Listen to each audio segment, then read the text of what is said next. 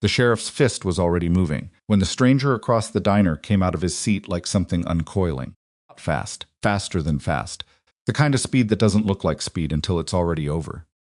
His hand caught the sheriff's wrist 3 inches from the nurse's face, and the room went so quiet. You could hear rain hitting the parking lot asphalt. The Belgian Malinois at his feet hadn't barked and growled. Just stood there watching the 3 armed deputies with eyes that said it had done this before and found it easy. Nobody in that diner knew what the nurse had survived. The sheriff was about to find out he'd picked the single worst person in Keller County to put his hands on. If this story already has you gripped, hit like, subscribe, and drop your city or country in the comments below. I want to see how far this story travels. Now let's get into it. The rain had been coming down since 2 in the afternoon, and by the time Maravos pulled into the gravel lot outside Calhoun's roadside on Route 9, it was close to 9:30 at night, and the gutters along the building's edge were running like small rivers. She sat in her car for a moment with the engine off. Vapors had stopped, but the windshield was already fogged, and through the blur she could see the neon open sign flickering, one of the letters going dark every few seconds, the kind of maintenance that never got done in a place like this.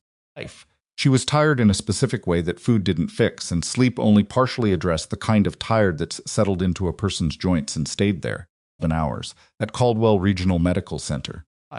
2 trauma activations, one of which she'd run nearly alone because the attending physician on call had been stuck in a fender bender on the interstate, and the backup had taken 40 minutes to answer his pager. She'd held a man's chest together with her hands in a sterile compress for 26 minutes. Nobody had said, "Thank you." She grabbed her bag, pulled her cardigan tighter across her scrubs, and jogged through the rain to the diner's door. It smelled like coffee and fryer oil and something sweet, probably pie. The place had maybe 12 tables, a long counter with spinning stools, and a jukebox in the corner that wasn't playing anything.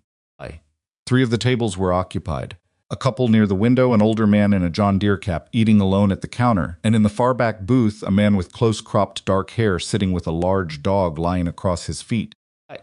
The dog raised its head when she came in. It watched her walk to an empty booth near the middle of the room, assessed her for 2 seconds, then set its head back down.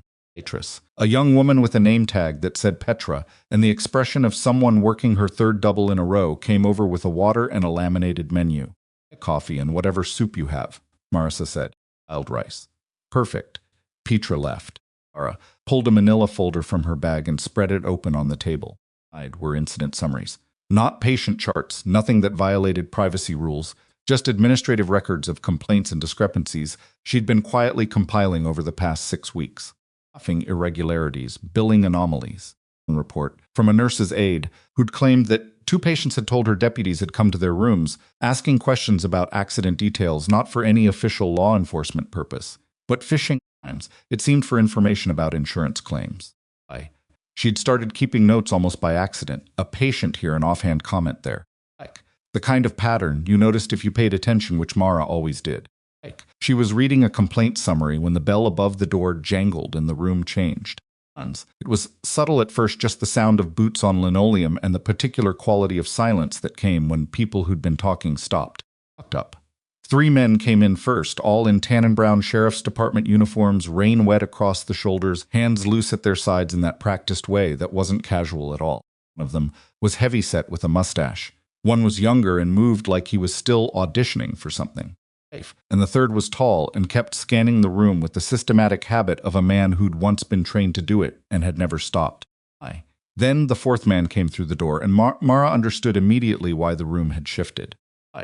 Dale Hargrove was the sheriff of Keller County, Georgia, a position he had held for 11 years, and treated less like a public office and more like a personal property. He was broad across the shoulders, somewhere in his mid-50s, with a face that had gone from probably handsome to simply heavy like clay that had sat too long. He wore his uniform the way some men wore authority, not as clothing but as an argument. The badge on his chest caught the diner's fluorescent light. He scanned the room with the practiced indifference of a man who didn't expect pushback and hadn't received it in years. Eyes landed on Mara's booth. She was already looking back at her folder. Hargrove walked toward her. His boots were loud on the floor. "Stop, you're in my booth." Mara looked up. She took a moment, not long, 2 seconds, to confirm that this was actually happening. "I'm sorry, this booth." He gestured at it with 2 fingers, a dismissive little wave, like he was shooing a bird. I sit here every night, Petra knows it. Across the diner, Petra had gone very still behind the counter. I looked around the room. There were 4 other empty booths. Right. She looked back at the sheriff. There's plenty of space, she said calmly. I'll be done in about 40 minutes. Something shifted in Hargrove's face. It wasn't anger. Yet it was something that preceded anger, the moment when a man who expected compliance encountered the possibility that he might not get it. Lightly. This ain't a negotiation, he said. Pack your things up and move to the counter. I'm not going to do that, Mara said. Right. Voice was even. She'd used that voice in trauma bays when everything was going sideways and she needed people to listen without panicking. I ordered food. I sat down and I'm working. You're welcome to any of the other tables. A heavy-set deputy with the mustache, his name tag, said. Dills made a sound that wasn't quite a laugh. Hargrove didn't look at him. You work over at Caldwell, he said. He'd noticed her scrubs. Yes'm. He looked at her folder, then at her. Long night. It was well then, you must be tired. It'd be easier to just move, wouldn't it? Fine. It was phrased as a question, but wasn't one, and she recognized the structure of it, the false reasonableness that men like this used when they were escalating and wanted to do it, while maintaining the impression that they were being pleasant. Besides, she'd seen it before, different context, different setting, but the same architecture. I'm fine where I am, she said. Hargrove pulled out the chair across from her, just pulled it out and sat down uninvited, planting himself at her table as the conversation had already ended the way he'd decided it would. He leaned his forearms on the table and looked at her with a flat expression that probably worked most of the time. Let me explain something to you, he said. I've been sitting in this booth since before that hospital you work at was built. This is Keller County. I've been sheriff here for 11 years. Now I'm going to ask you one more time, and I want you to think about what saying no means for a woman who works a county job at a county-funded facility. Lara set her pen down. She looked at him. That sounds like a threat, she said. I'm just explaining how things work around here. I understand how things work, she said, and I'm still not moving. Across the room, the man with the dog had gone still in a way that was different from the other patrons. He wasn't watching with the vague, uncomfortable look of someone hoping the situation resolved itself. He was paying precise attention, the kind that came from training, assessing, cataloging, running calculations. She couldn't see. The dog hadn't moved. But it was watching Hargrove's deputies now. Hargrove stood up from the chair. The pleasant tone was completely gone. You're going to want to reconsider, he said, because if I have to tell you again, we're going to have a very different kind of conversation. And I guess we'll have one, Mara said. He stared at her for 3 full seconds. Then he snapped his fingers at Dills. Pull her bag off the table. Dills moved toward her. Mara stood up. Theatrically just stood smoothly, the way she stood when a patient was going into sudden decompensation, and she needed to be positioned to respond. She placed one hand flat on the table and looked at Dills. Don't touch my bag, she said. Dills stopped. He was a big man, but he'd stopped, which told her something about the quality of her voice. Hargrove's face went red. Who the hell do you think you are? He said, loudly. That was the part that was more unpleasant than shouting. And controlled and genuinely furious. Do you have any idea you're a nurse? Draw blood and change bedpans. You do not tell a sworn law enforcement officer what to do in his own county. Since emergency. Medicine nurse, Mara said. And you're not law enforcement right now. You're a man trying to take my seat. Petra had disappeared into the kitchen. The couple by the window had their heads down. The old man at the counter was staring very hard at his pie. A tall Deputy Graves on his name tag had moved to position himself near the door. The young one was circling slightly to her left. Nothing overt about it, just a repositioning that put him between her and the room's exit on that side. She noticed all of it last chance, Hargrove said. For you, Mara said quietly, or for me. His hand shot out and grabbed the collar of her cardigan, bunching the fabric in his fist, and he pulled her half out of the booth toward him. It was the kind of movement that was designed to shock, to produce the gasp, the sudden cry, the instant capitulation. She'd seen patients do it to nurses, drunks do it to paramedics, men do it to women who didn't expect it. Vacant gasp. She looked at his hand on her collar, and at his face, and said, "Take your hand off me." He said his face was an inch from hers. Exactly, that's not a threat, she said. It's a warning, there's a difference. Take your hand off me. Palm came up. She tracked it, the angle of the elbow, the rotation of the shoulder, the trajectory. She was already calculating her response when the booth to her right emptied. The man with the dog came out of his seat, the way a problem gets solved decisively without wasted motion. He crossed the distance in 3 steps and caught Hargrove's wrist in both hands. stopping the swing with a clean, controlled grip that locked the sheriff's arm at the elbow and took the leverage out of it completely. Hargrove froze. The dog, the Belgian Malinois, all lean muscle and alert intelligence, moved around the table and put itself between Mara and the two deputies nearest her. It didn't bark. It didn't growl. It simply stood there with its shoulders level and its eyes tracking both men with an attention that communicated, without any ambiguity, that it had done this before. Giles took a step back. The young deputy actually bumped into a table behind him. Let go. Of the lady, the man said. His voice was conversational, which was somehow more unsettling than aggression would have been. He held Hargrove's wrist without visible strain and stepped back. My arm. Hargrove said, his voice had gone tight. Now, that is an assault on a law enforcement.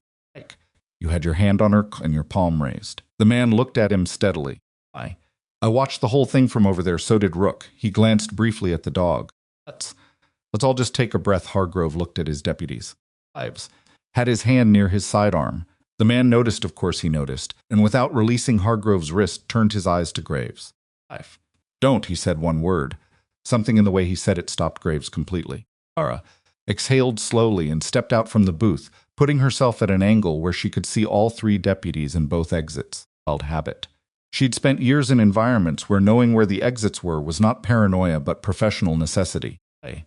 Who are you? Hargrove demanded, looking at the man. Merritt. I'm getting coffee. He released Hargrove's wrist and stepped back, leaving the sheriff room to breathe but staying between him and Mara. Like I said, everybody take a breath. Nothing has to escalate here. You just put your hands on a county sheriff's son. I stopped a county sheriff from hitting a woman, Cole said. That's different.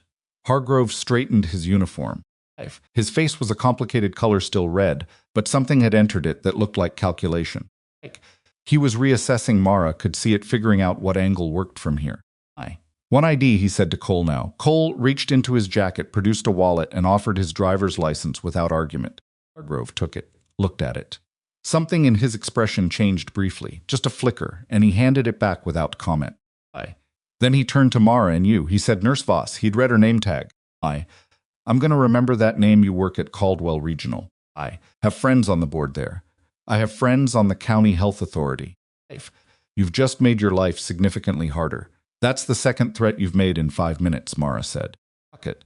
Whatever you want. He smoothed his jacket lapel. Graves. Let's go. We'll find somewhere else. Toward the door. His deputies fell in around him. The young one giving Cole a long look on his way past that was supposed to convey something, and mostly just conveyed anxiety. At the door, Hargrove stopped without turning around. You think tonight ends here? He said to the room. Talk to her. Wasn't clear. Which wasn't. The door swung shut behind him. Rain hit the windows. They held its silence for a long moment. The old man at the counter slowly picked up his fork. Cole Merritt stood where he was for another few seconds, then looked down at Rook, who had relaxed, fractionally shoulders dropped, attention no longer locked, and moved back toward his own booth. You okay? He asked. Yes. She sat back down, smoothed her cardigan where Hargrove had grabbed it, and looked at the folder still open in front of her. The hands were steady. Thank you for the assist. He studied her for a moment with the kind of attention that wasn't intrusive, just thorough. You want me to move to another table? That's fine.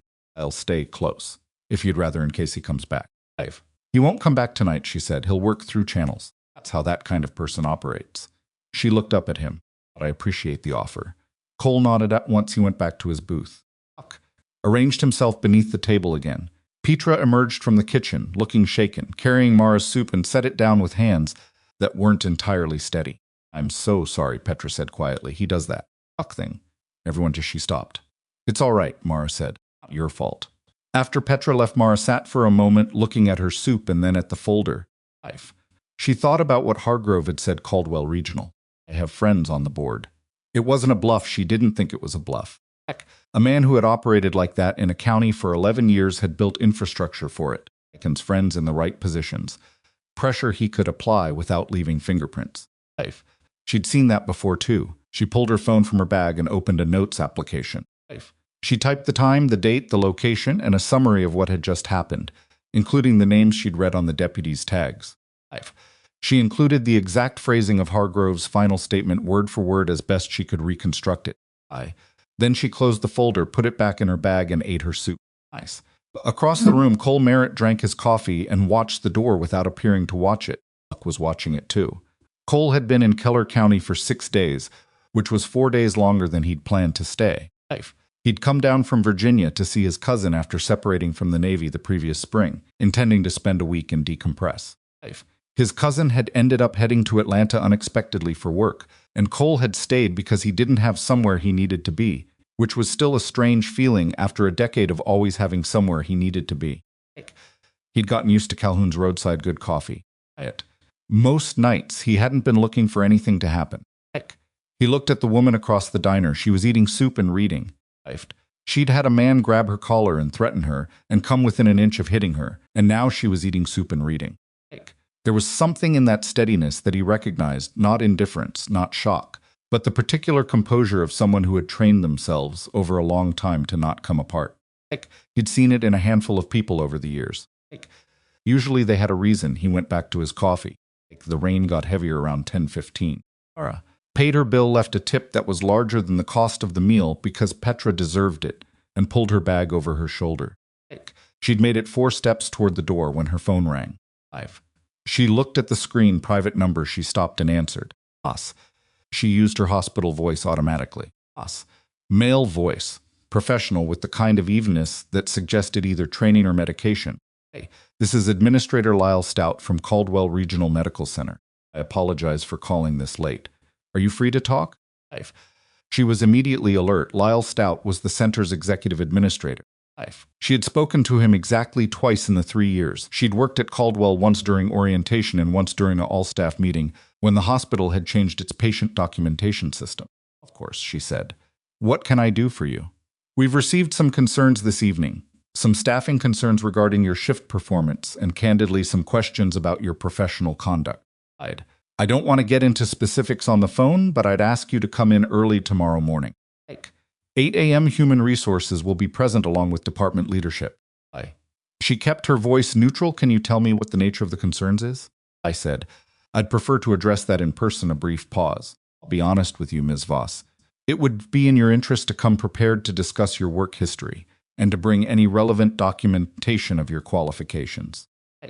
There are questions being raised. He was trying to be circumspect and succeeding mainly in being transparent. She knew exactly what this was, and it had a 3-second delay on it, the amount of time it would have taken Hargrove to make one call on his way out the parking lot. I'll be there at 8, she said. Thank you. Have a good evening. She ended the call and stood for a moment in the middle of the diner. Merritt was watching her from his booth. Not intrusively, he'd have seen her stop, seen her expression during the call, made an eyebrow slightly. You okay? She gave a small nod and walked to the door. Outside, the rain had eased slightly, but the air was cold and damp and smelled like Georgia clay. She stood under the diner's narrow roof overhang and looked at her phone for a moment, then made a decision and made a different call, one to a number she hadn't dialed in almost 2 years. It rang 4 times, then Voss, a woman's voice, alert despite the hour with the slight roughness of someone who'd spent years in windy places. Sergeant Major Delafield, Mara said. I need some information. Are you still in contact with the J liaison at 2nd Fleet? I'll pause. What happened? Nothing I can't handle, Marita said. But I want to be prepared. I have a situation developing and I need to understand my options. Tell me. Mara looked out at the rain-slicked parking lot, at the dark tree line past the highway, at the singular light of a truck moving north on Route 9. Then she summarized not all of it, just the relevant structure. Complaints, the pattern she'd been documenting. What had happened tonight, and what had happened 11 minutes later, on a call from her administrator, Field, listened without interrupting, which was typical. She'd commanded EOD support teams in 3 operational theaters and had a near-absolute threshold for unnecessary words. When Mara finished, Delafield said, You've been documenting this? Yes, how solid is it? Solid enough that I started doing it in the first place, Mara said. I don't document things I'm not sure about. No, Delafield agreed, you don't? Another pause. Contact I have is at Naval Station Mayport, not 2nd Fleet anymore. There's someone more useful for this. Civilian Federal FBI field office out of Savannah. I worked with an agent there on a benefits fraud case 18 months ago. She's good and she knows the difference between a bureaucratic complaint and a systemic problem. A county sheriff who physically assaults a woman and then calls her employer within 5 minutes. Delafield's voice was dry. That's not a complaint. That's a pattern looking for its final data point. She paused. Right. You still have that recording set up? Mara looked at the thin, flat device, clipped behind her medical ID badge holder. Right. Yes, was it running tonight? It's always running, Mara said. I set it to continuous when I started the documentation project. Field made a sound that in anyone else would have been a laugh. Then you already have what you need, Voss. The question is just how you deploy it. I want to do it. Right. Not fast, right? Those are usually the same thing, Delafield said. I'll text you the contact in Savannah. Don't go to the meeting tomorrow without talking to her first. Get someone else in that room with you. Do not walk into that meeting alone. Understood. In Mara. The use of her first name was notable. Delafield used it rarely. Watch yourself tonight. Getting in the car of a man like that sheriff, the impulse to make something happen fast is strong. Don't let him set the timetable. He doesn't control my timetable, Mara said. No, Delafield said quietly. Good night. He ended the call. She stood in the damp air outside Calhoun's roadside and felt the particular complicated sensation of a situation, clarifying, not resolving, but clarifying. Cracking edges. She'd spent 6 weeks gathering what she had. She'd been careful, methodical, doing it the right way, because she knew from experience that evidence gathered wrong was worse than no evidence at all. Threw it out, defense attorneys eviscerated it. And the people who'd been careful enough to cover their tracks the first time used the procedural failure as a shield. Athens. She wasn't going to give Hargrove a shield. The diner door opened behind her and Cole Merritt came out with Rook carrying his jacket folded over one arm. When he saw her still standing under the overhang. Didn't mean to interrupt, he said. You're not. She stepped aside to give him room under the narrow roof. The rain came down past the edge of it, I was thinking. He stood beside her watching the parking lot, and for a moment neither of them spoke. Sat between them, ears angled forward slightly. You want to tell me what that phone call was, Cole said. Not particularly, she said. Fair enough. He looked at the dark line of Route 9. Sheriff made a call. Didn't he right after he left? Wasn't really a question. She looked at him. You caught that. What I would have done, he said simply. Guy like that, you embarrass him in public. The first thing he does is make a call. Who he calls tells you what he's built. He glanced at her. You know who he called? My employer, she said. And Cole nodded slowly. I'm going to handle it, she said. It was a different answer, and they both knew it. He seemed to consider whether to say something else. He reached into his jacket pocket and produced a small business card, simple, just his name and a phone number, and held it out to her. In case something comes up tonight or tomorrow, and you want a witness who was in that room, he said. You'd do that? I was already there, he said. Might as well be useful. She looked at the card for a moment, then put it in the pocket of her cardigan. Merritt, she said. That's me, Mara Voss. No. He looked at her steadily. Your name tag. Right. Rook stood up abruptly, ears rotating, and looked east along the highway. Mara and Cole followed his attention. There was nothing visible, just darkness and rain and the distant red glow of a gas station sign. But Rook held his focus for a full 5 seconds before relaxing again. What is it? He hears things we don't, Cole said. It could be nothing. Could be a car that turned off before it got here. He paused. Could be someone parked up the road with a clear view of this lot. Buckle looked east. She thought about what Delafield had said. At him. Set the timetable. She thought about the recording device behind her badge holder. She thought about Petra's face when Hargrove walked in, and the way the couple by the window had put their heads down. And the old man who'd stared at his pie, all of them, people who'd learned to make themselves small when that particular brand of authority showed up. She thought about the patient complaints in the folder. The motorists who'd been questioned in their hospital beds. The extortion pattern. She'd traced through 4 separate incidents across 3 months. The nurse's aide, who'd come to her in confidence, visibly frightened, and said, I don't know who to tell this to, but I knew I could tell you. I'm going to need those witness details formalized, she said.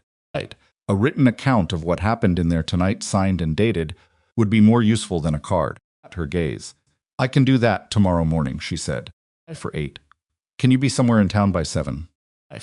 Tell me where she named a coffee shop on the north side of Keller. Not Calhoun's, somewhere without history. And he nodded. 9 a.m., he said. I'll be there. She pulled her keys from her bag. The rain was letting up slightly, but the air was still cold, and the gravel lot reflected the diner's neon in fractured orange light. She looked once more to the east, to the dark where Rook had been watching. Nothing. She walked to her car, unlocked it, got in. Through the windshield, still smeared with rain. She watched Cole and Rook walk toward a truck parked near the far end of the lot. Watched the truck's headlights come on, watched it idle. He was making sure she got out first. She reversed out of the lot and headed south on Route 9. In her rearview mirror, the diner sign received the flickering letter still going dark at intervals, the orange neon blurring in the wet glass. Her phone buzzed once on the passenger seat, a text from Delafield. And a number below it, 4 words, "Don't walk in alone." Aya set the phone face down on the seat and drove. She had the recording, she had the documentation, she had a SEAL who'd witnessed everything and was willing to formalize it. But she didn't have not yet was the final piece.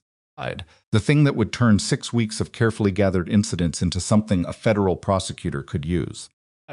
She'd known for weeks that the file was almost there, that she was close to the connective tissue that would show Hargrove's operation as a system rather than a series of separate events.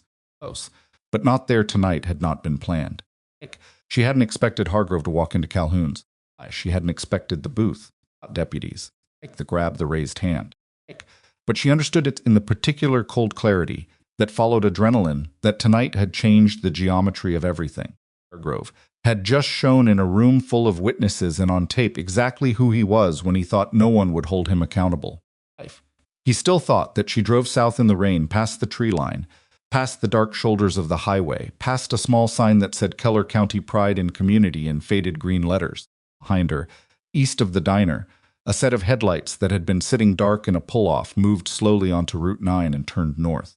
From her. She didn't see it, but 3 miles up the road, inside a parked patrol unit on the shoulder, Deputy Graves sat with his radio in his hand and looked at a text on his personal phone, heading south. "Did you get it?" The response came back in 11 seconds. "Not yet, but she'll come in tomorrow. They all come in." Ives set the radio on the dash. He looked at the dark road ahead of him. He'd been doing this for 4 years, and he'd told himself 4 years ago that he was just going along until he could figure out another way out. He was still figuring. He put the patrol unit in gear. Up the road past the intersection, past the county line marker, past the rusted water tower with Keller painted on its inside in letters that needed repainting every few years and somehow never quite got done. A single light burned in the window of the county sheriff's department auxiliary office. Inside, Dale Hargrove was on the phone. His voice, for the first time tonight, was not loud. It was quiet and flat and carefully controlled, which was how it got when he was working instead of performing. I need it handled before that meeting tomorrow," he said. "Call her. That gives us a window." He listened. Not her apartment, too obvious her car. He listened again. Nodded once. "Fine, that works. Just make sure it's clean. I don't want anything traceable back to county property." He set the phone down. The window behind him was dark and rain-streaked, and in its surface his reflection looked back at him. The badge, the broad shoulders, the flat face of a man who had run this county for 11 years without serious consequence and had stopped somewhere along the way, genuinely believing that consequences applied to him at all. He picked up a pen, started making a list. He did not know about the recording device. He did not know about the call to Savannah. He did not know what Cole Merritt's driver's license had briefly shown him, what classification sat behind the man's service record, or what networks connected it to it. He didn't know any of it, and in his certainty that he had already won, he was building piece by piece the case against himself. He picked up the pen and started making the list, and that was the last quiet moment Dale Hargrove would have for a long time, though he didn't know it yet. Nada knew it in the way that people who have spent years reading situations know things before they can explain them. She drove south on Route 9 with the heat on low and her hands steady on the wheel, and she was already thinking past tomorrow's 8 o'clock meeting, past the HR room and the administrator's careful language, past all of it to the question underneath. What did Hargrove think he could accomplish, and how fast did he think he could accomplish it? The answer mattered, because it told her how much time she had. She took the county road turnoff that cut through the pines toward Keller's east side, where she rented a second-floor unit in a converted farmhouse that her landlord, a retired schoolteacher named Mrs. Auditus, maintained with the meticulous care of someone who had nothing more important to do. The nearest neighbor was 300 yards away. She'd chosen it for that reason when she moved to Keller, and she'd occasionally wondered if she'd chosen it for the wrong reasons. The instinct to have clear sight lines and no shared walls was something she'd never fully been able to explain to herself as purely practical. She parked in the gravel drive, sat for a moment with the engine off and listened. Lines. Rainston Highway, nothing else. She went inside. At 6:40 the next morning, she was already dressed, and at the kitchen table with her laptop opened the documentation folder beside it and a fresh legal pad she'd started writing on at 5 a.m. When she'd given up on sleeping, the recording device from her badge holder was plugged into the laptop, a Visa Slim adapter, and she was listening for the third time carefully with headphones to the audio from Calhoun's roadside. It was clear better than she'd expected. The diner's ambient noise was their rain, the jukebox hum, even with no music playing, the fluorescent buzz, but the voices cut through it without difficulty. Hargrove's voice was unambiguous. The threat about Caldwell Regional was unambiguous. The sound of fabric pulling tight her cardigan was audible. The raised palm moment wasn't audio, obviously, but everything surrounding it was documented in sound. She clipped the file and sent it to an encrypted cloud address she'd set up 6 weeks specifically for this person under a name that wasn't hers. Then she opened a separate message on her phone and sent the file link to the Savannah contact. Delafield had provided Special Agent Renata Foss, FBI field office, with a 2-paragraph summary and a note that she would be available by phone after 9 a.m. Then she packed the folder, the legal pad, and a printed copy of her nursing license, her military service record summary, and 3 years of Caldwell Regional performance evaluations. All of them marked exceeds expectations except one from 18 months ago that said meets expectations because she'd argued with a physician about a medication dosage and been which the physician had never forgiven, and the evaluation system had quietly recorded as a deficiency in collaborative communication. She drove to the north side of Keller in the early gray light and found the coffee shop she'd named Tipton's, a small place on Alderman Street that opened at 6 and attracted mainly contractors and early shift county workers. She was 5 minutes early. Cole Merritt was already there at a corner table with Rook under his chair and a coffee in front of him that looked like it had been there for a while. He'd already written something, a yellow legal pad, several pages, his handwriting blocky, and even liked. He pushed it toward her when she sat down. Witness account, he said. Location sequence of events, everything I observed from when Hargrove walked in to when he left. I included Rook's alert posture and the deputy's positioning that's relevant to show. It wasn't just one man being aggressive. It was a coordinated physical pressure operation. She read through it. He'd been thorough, more than thorough. He'd used the specific language of incident documentation, the kind that was written to survive scrutiny. Looked up at him. You've done this before, she said. A lot of reports in my life, he said. You learn what holds up. This will hold up, she said. She set it down. I need to ask you something, and I need you to answer honestly. Okay. That look on Hargrove's face when he read your license last night. Something. What was it? Cole picked up his coffee. Didn't look away from her. My current address is a P-box in Virginia Beach. If he ran the name, which he would have done within the hour, he'd get a service record that ends with an honorable separation 8 months ago. He might have noticed, depending on how good his contacts are, is that the last 3 years of that record are classified. What were you doing for those 3 years? Things. I'm not going to tell you in a coffee shop, he said, without particular drama. But I'll tell you this, if Hargrove has anyone in his network who can actually pull those records, they'll flag the classification and they'll stop there. And whoever they report back to will tell Hargrove to be careful. He set the coffee down. Whether he listens is a different question. Samara thought of that. So your presence here either helps me or complicates things. Could be both. She nodded. I can live with that. She picked up his written account again and folded it carefully into her folder. I have a meeting at 8 with hospital administration and HR. I don't know exactly what the charge will be, but I know where it came from and I know the general shape of it, some version of professional conduct concerns or performance questions. Can they actually do anything to you? They can suspend me pending review, she said. They can reassign me. They can start a formal investigation that sits on my record, even if it goes nowhere, she paused. They cannot do, if I document everything correctly and have the right people in the right places, is make it stick. It creates noise. Noise that makes it harder to be heard about everything else. He's trying to bury your credibility before you can use your evidence, Cole said. He looked at her for a moment. What's the evidence? She considered how much to say, then she said 6 weeks of documented incidents. Motorists injured in accidents on county roads who were visited in the hospital, not for official reasons, for informal ones. Discrepancies between reported incident details and what patients told nursing staff. At least 4 situations where it appears that insurance settlements were influenced by information that only a law enforcement officer with access to sealed accident reports could have provided. She paused. Last night being the recording. last night being the recording. She confirmed Cole was quiet for a moment. Outside, a truck rumbled past on Alderman Street, its headlights still on in the early gray. FBI contact, he said. You reached out this morning. I am waiting to hear back. She looked at her watch. I have 40 minutes.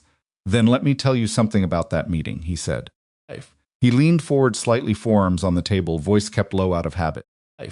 They're going to try to get you talking first. They'll ask open-ended questions about your performance, your relationships with colleagues, things that seem routine. Don't answer the broad questions. Answer only what's specific and documentable. And if they try to get you to sign anything, any form, any statement, any acknowledgement of concern, do not sign it without a reading period of at least 24 hours. Like a lawyer. I've been in a lot of legal proceedings, he said. Testimony. Mostly some of it in front of people who were very invested in getting the story to come out a specific way. He met her eyes. You already know how to do this. I'm just saying it out loud. She did know she'd known since 5. There was something about hearing it said plainly by someone who wasn't emotionally invested in the outcome that steadied the thing in her chest that had been slightly unsteady since the parking lot the night before. Thank you, she said. He shrugged once, not dismissively, just a man for whom being thanked required less than the thanks implied. Phone buzzed. She looked at it, unknown number, Georgia area code. Ms. Voss. This is Special Agent Renata Voss, FBI Savannah Field Office. I got your message this morning. The voice was direct and brisk, not unfriendly. In your file. I listened to the recording. Mara's hand tightened slightly on the phone. Fine. And I have some questions, Fossey said. But first I want you to know that we have an open investigation that your material intersects with. I can't tell you the scope of it right now. What I can tell you is that what you sent me is significant, and I'd like to set up a meeting as soon as possible, not today. I know you have a meeting this morning, but today or tomorrow, Mara exhaled slowly. You have an open investigation. The person you're describing is not unknown to us. She looked at Cole across the table. He raised his eyebrows slightly. She gave a small nod. What do you need from me for this morning's meeting? She asked Foss. Don't volunteer anything about your documentation, Fossey said. Don't mention me or this call. Go through the meeting, note everything that's said, and do not agree to anything without time to review it. Essentially. A brief pause, and Mara heard paper shifting somewhere on Fossey's end. Do exactly what your instincts are already telling you to do. You've been careful for 6 weeks. Stay careful for one more morning. Understood. One more thing, Fossey said. Is there someone who can be with you in that meeting? Not legal representation necessarily, just another body in the room. Ada looked at Cole again. He was watching her steadily. He hadn't heard the call, but he'd read the situation. I'll figure that out, she said. Thank you, Agent Foss. Hung up. The FBI already has an investigation, she said to Cole. Hargrove is already on their radar. He didn't look surprised, which surprised her slightly. Makes sense. He said, a county operation that size, running for that long, someone noticed before you did. You might just be the piece that completes the picture. Boss asked if I could have someone in the meeting with me. I picked up his coffee. I'm not doing anything until noon. The Human Resources Office at Caldwell Regional Medical Center was on the second floor of the administrative wing, past a corridor that always smelled slightly of carpet cleaner and anxiety. Ira had been here once before. When she'd filed a formal response to that performance evaluation, the one about collaborative communication, and had sat in the same room with a different HR coordinator, and laid out her case with documented specificity until the coordinator had to add a rebuttal note to her file, and then immediately found somewhere else to be. That coordinator was not here today. Today there were 3 people on the other side of the table. Lyle Stout, the executive administrator, in a gray suit that had been pressed too hard, unnamed Candace Pryor, who introduced herself as the Vice President of Human Resources, with the practiced neutrality of someone who had learned to never react visibly to anything, and a man Mara didn't recognize who was introduced as Dr. Aaron Holt, the newly appointed Chief of Medical Staff. Cole had come into the building with her and sat in the waiting area outside. He'd brought a cup of coffee and a paperback. Rook was outside, and the Trit explained to reception with the quiet confidence of a man accustomed to negotiating spaces for his working dog. Mara sat down across from the 3 of them and put her folder on the table and her hands flat on top of the folder and waited. What began? He used the word concerns 4 times in the first 90 seconds and the word collegial twice, and he hadn't yet said anything specific. Lines. She listened without interrupting. We've had some questions raised, he said eventually, about your conduct during a specific shift yesterday. The conduct in question relates to your interactions with certain clinical staff and Effortly. Some questions about documentation practices. Like, can you be specific about which interactions, Marissa said? I'll get there, Pryor said smoothly. We want to start with a broader conversation about your overall experience here at Caldwell and how you feel the team dynamics. I'd prefer to address specific concerns, Mara said. Like, if there are documented complaints, I'd like to see them. Right. If there are named individuals who have raised issues, I'd like to know who they are. Right. The chief of medical staff leaned forward. He was somewhere in his late 40s with a precise haircut and the particular posture of a man who'd recently been given authority he was still calibrating. Us. We're trying to approach this collaboratively. I understand that, Mara said, and I'm happy to have a collaborative conversation. I just want to make sure we're talking about real documented issues and not general impressions. She opened her folder and removed her 3 years of performance evaluations, sliding them across the table in a single clean stack. I've brought my evaluations. I've also brought my nursing license, my continuing education records, and a summary of my military medical service history, in case any questions have been raised about my qualifications. A silence moved through the room. Stout looked at the stack of papers. Then he looked at Holt. Holt was looking at the military service summary on top. Holt said 8 years, Mara said. Naval medical support, primarily forward surgical teams in high-intensity environments. Had her hands folded on the table and was maintaining her neutral expression, but something behind it had shifted the slight recalibration of someone who had walked into a meeting expecting one shape and found another. The concerns raised, Stout said, recovering himself, relate primarily to an alleged incident, offsites last evening, that brought some questions about your judgment on an incident in which a county law enforcement officer physically grabbed me, Mara said. Yes, I'm aware of that incident. I documented it. She paused. Is the concern that I should have handled being grabbed differently? The room went quiet in a specific way. Stout's jaw moved without producing words for a moment. The concern, he said carefully, is that the incident may have represented a confrontational posture on your part that could... I refused to give up a booth in a diner, Marka said. The confrontational posture was the sheriff's. Us. I want to ask a question, she said. Her voice hadn't changed register, hadn't heated or hardened.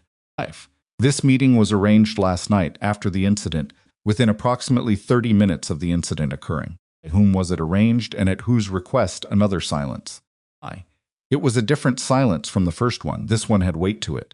Pryor unfolded her hands and folded them again. Standard protocol when concerns are raised. Concerns. Raised by whom, Mara said, because I'd like that documented. The name of the individual who contacted this institution after 9:30 p.m. to request a formal HR meeting, and I'd like that in writing. Watched. Stout look at Pryor. She watched Pryor look at the wall. She watched Holt look at the military service summary, with an expression that had moved past curiosity into something more complicated. I think. Holt said slowly, we should take a short break. I'd rather not, Mara said. I've taken time off my regular schedule to be here, to resolve this today. Holt set down the service summary. He looked at Stout Lyle. Can you and Candace give us a few minutes? Blinked. Pryor looked surprised, then covered it. They both stood and moved toward the door, taking their folders with them. When the door clicked shut, Holt turned back to Mara, and the performed neutrality he'd been wearing since she walked in was completely gone. Replaced. It wasn't necessarily friendlier, just more honest. I've been at Caldwell for 11 days, he said. I didn't arrange this meeting. I was told to attend it, and given a briefing sheet that he stopped. Let's say. The briefing sheet did not mention your service record. Or looked at him. She was still reading him, not sure yet where the ceiling was, how far the honesty went. Who gave you the briefing sheet? She said. Stout, he said. Got a call last night, I know that. Because he told me this morning that a community stakeholder had raised concerns and we needed to respond quickly. He picked up the service summary again, then set it down. A community stakeholder. Sheriff Dale Hargrove, Mara said. Holt didn't confirm it. He didn't have to. I'm going to be straight with you, Ms. Us. I don't know what's going on in this county. I've been here 11 days. What I do know is that I didn't come to this hospital to participate in something that looks like what this looks like. He paused. Which is a senior law enforcement official, using institutional channels to retaliate against a staff member who didn't comply with something she had no legal obligation to comply with. That's an accurate description, Mara said. What do you need from this meeting? She'd thought about this at 5 a.m. on the legal pad in the farmhouse kitchen with the rain finally stopped and the pines dripping outside the window. Nothing today, she said. I need this meeting to produce no documentation, no formal notation on my file, and no agreed-upon statement. I need it to end as if it was a routine check-in that revealed no actionable concerns. She paused. And I need, if at all possible, for no one in this room to contact the sheriff's department today. Holt looked at her for a long moment. You're working something. I'm documenting something, she said carefully. The way you document things when you want them to stay documented. I need 48 hours, she said, maybe less. He was quiet for long enough that she could hear the building's HVAC cycling somewhere above them. I can stall stout, he said finally. Tell him the meeting revealed some clarifying context and we need to revisit before taking any action. That buys you today and tomorrow. He looked at her steadily. After that, I can't hold it indefinitely. 48 hours is enough, she said. He nodded once. He picked up the stack of her documents and handed them back to her. Keep these. You're going to need them somewhere more important than this office. She took them. They were standing when Stout and Pryor came back in, and the meeting that followed lasted 7 minutes and produced nothing. No form, no statement, no action item, exactly as she needed. In the hallway outside, Cole was waiting. He'd abandoned the pretense of the paperback and was standing with the tense against the wall with the alert stillness of a man who'd spent years in hallways outside rooms where things were happening. How'd it go, he said. Better than it should have, she said. I'll explain outside. They were halfway down the hall when her phone rang. Not Foss. Not Delafield, a number she recognized as the nurses' station on Caldwell Regional's 3rd floor, the trauma wing where she'd spent yesterday's 11-hour shift. And she answered, Voss Mara. A voice she knew. Denny Warwick, a charge nurse on 3rd who'd been at Caldwell for 9 years and had the trust of every staff member on the floor. His voice was low and slightly unsteady in a way she'd never heard from him before. Are you still in the building? I'm leaving now. What's wrong? Don't leave yet, he said. I need you to come up to 3. There's something happened this morning, and I don't know else to call a pause. It's about one of the patients from last week, the Albrecht family. You remember them? She did. A 42-year-old man named Paul Albrecht, admitted after a 2-vehicle accident on County Road 712 days ago. Lacerated spleen. Repaired surgically. He'd been discharged 4 days ago. What about them? She said. Connie's voice dropped further. Paul Albrecht was found in his car this morning. He's dead, and someone he stopped Mara. Someone went through his room here last night. He was discharged after hours. There's a gap in the access log that doesn't match any staff badge, and the drawer where his personal effects were stored was forced open. She stopped walking, or Cole had stopped too, reading her face. Accessed a discharged patient's room after hours, she said very carefully, and accessed the location where his personal effects had been kept. His family is in the waiting room downstairs, Denny said. They're saying it wasn't an accident. Paul told his wife 3 days ago that someone had come to his hospital room before he was discharged and asked him questions about the accident. Asked him what he remembered. He told her he'd said things he maybe shouldn't have. His voice broke slightly on the last word and then steadied.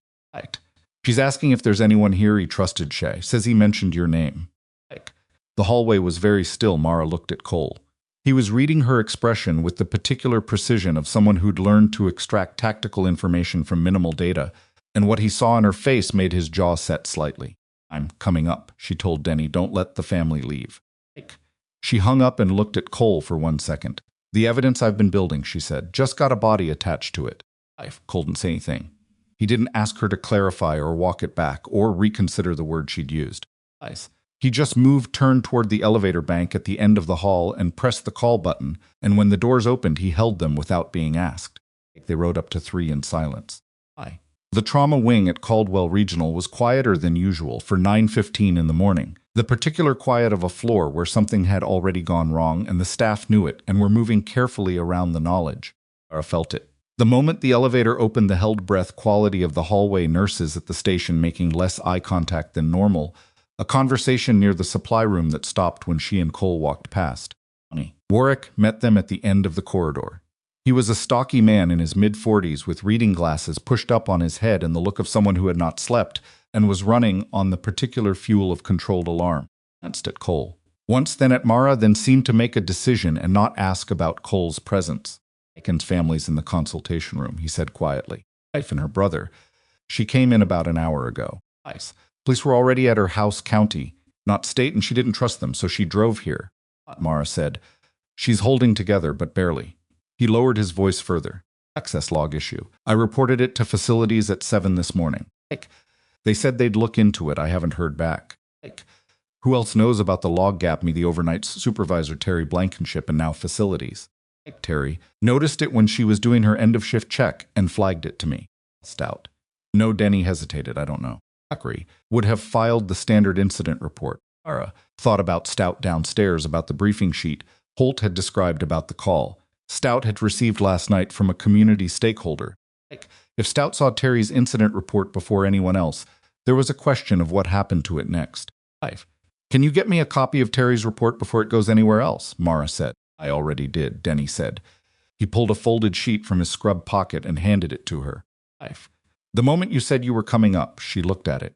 If the report was sparse incident type, time range of the access anomaly, bottom number, a note about the forced drawer, names attached. Not yet. She folded it and put it in her folder. The consultation room was a small space designed to deliver bad news with minimum additional trauma-muted walls, soft chairs, box of tissues on a side table that had been placed there with such deliberateness it had become its own kind of announcement. Andra Albrecht was sitting on the edge of one of the chairs as though she didn't trust herself to sit all the way back. She was somewhere in her late 30s, pale in the specific way of someone who had been crying since before dawn and had gone past the crying into the flat terrain on the other side of it. Her brother, a younger man, whose name Denny had said was Marcus, stood near the window with his arms crossed and the rigid posture of someone who didn't know what to do with his body. Sat down across from Sandra and did not offer condolences first. Because condolences first made people feel like the conversation was going to be about feelings, when what they actually needed was information. She'd learned that in the military, where the families of injured and killed service members came in already saturated with condolences and desperate for someone to just tell them what happened. Your husband mentioned my name to you, Marcia said.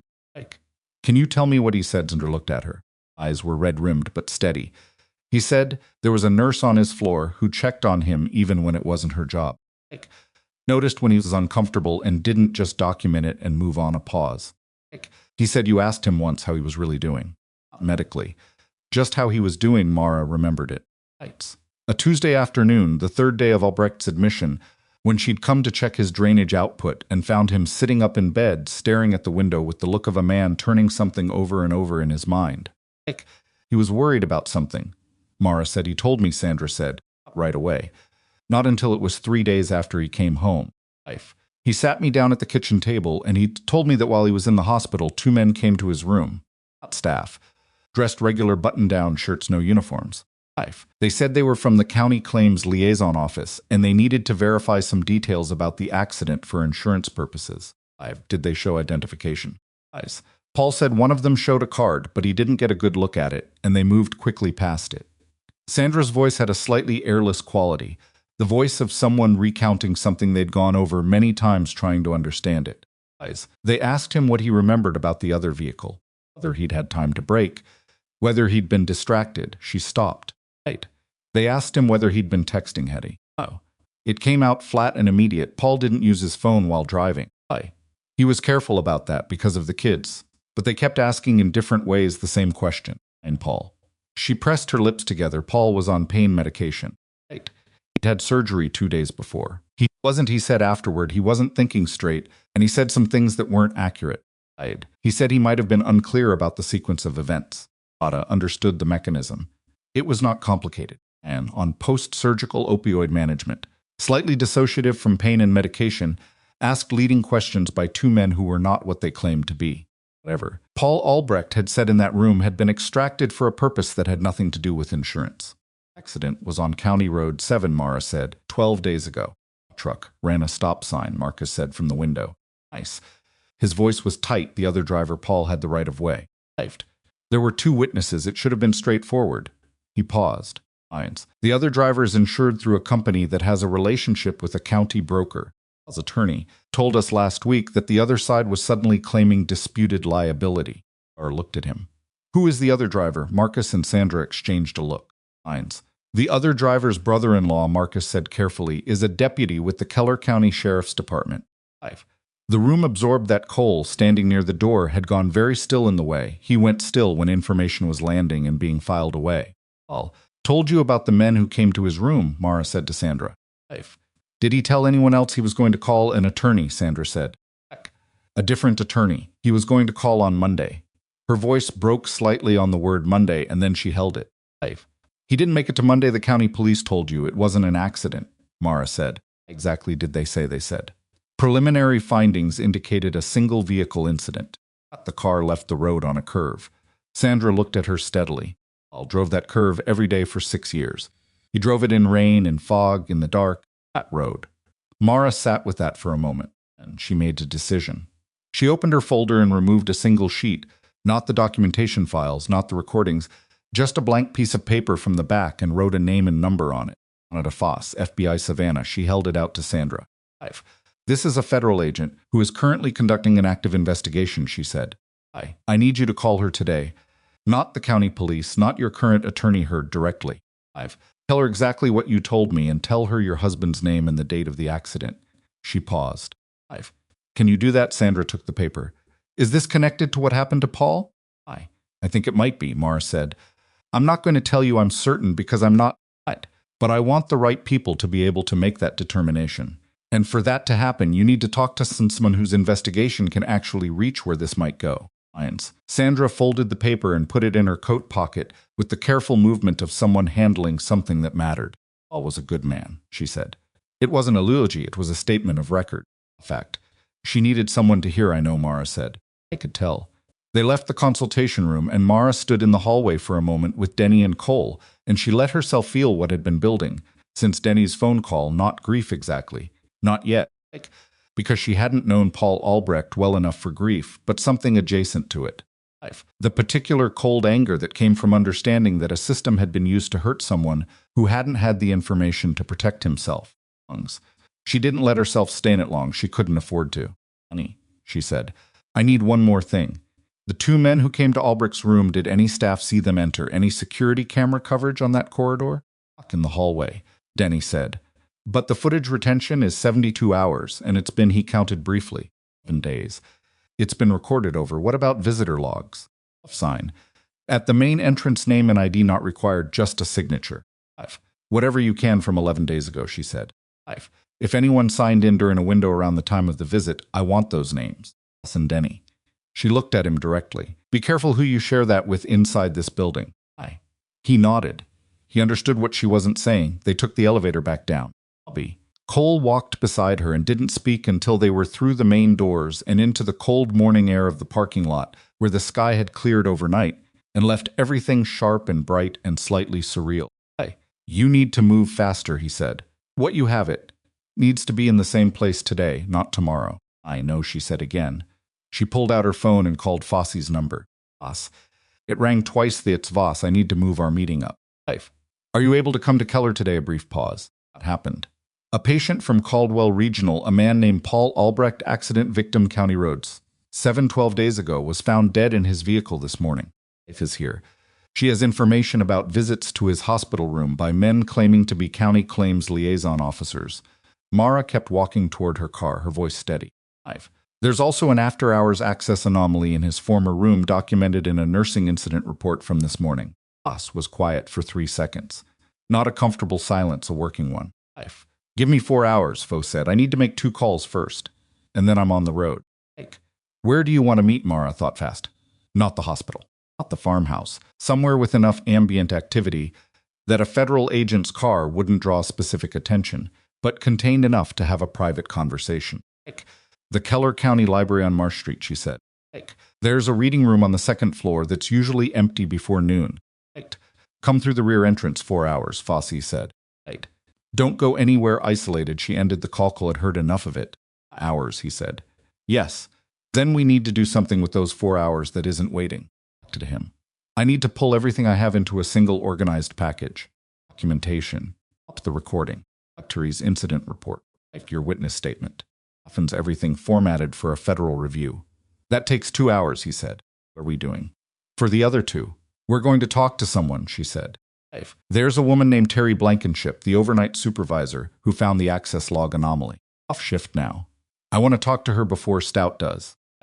They drove to Terry Blankenship's house in Cole's truck, because Mara's car was, she'd realized, somewhere on the ride down from 3, potentially known to people who were now paying attention to her movements. It was a small precaution and possibly unnecessary, but the habit of assessing that kind of exposure had been in her too long to override. Terry lived 12 minutes from the hospital in a house that had a child's bicycle locked to the porch railing and a ceramic pot of dead winter flowers by the door. She answered on the second knock, still in her post-shift clothes, her hair down, a mug in her hand. She was somewhere in her early 50s, with the permanent alertness of a night shift nurse and the wariness of someone who'd been functioning in an institutional environment long enough to read context quickly. She looked at Mara. She looked at Colin Rook briefly. She stepped back from the door. "You'd better come in," she said. Inside, she led them to a kitchen table and sat down without ceremony and looked at Mara with the expression of someone who had been waiting for this conversation or one like it. "Access log," Mara said. "Tell me exactly what you found and exactly when you found it." Harry set down her mug. "End of shift review 6:55 a.m.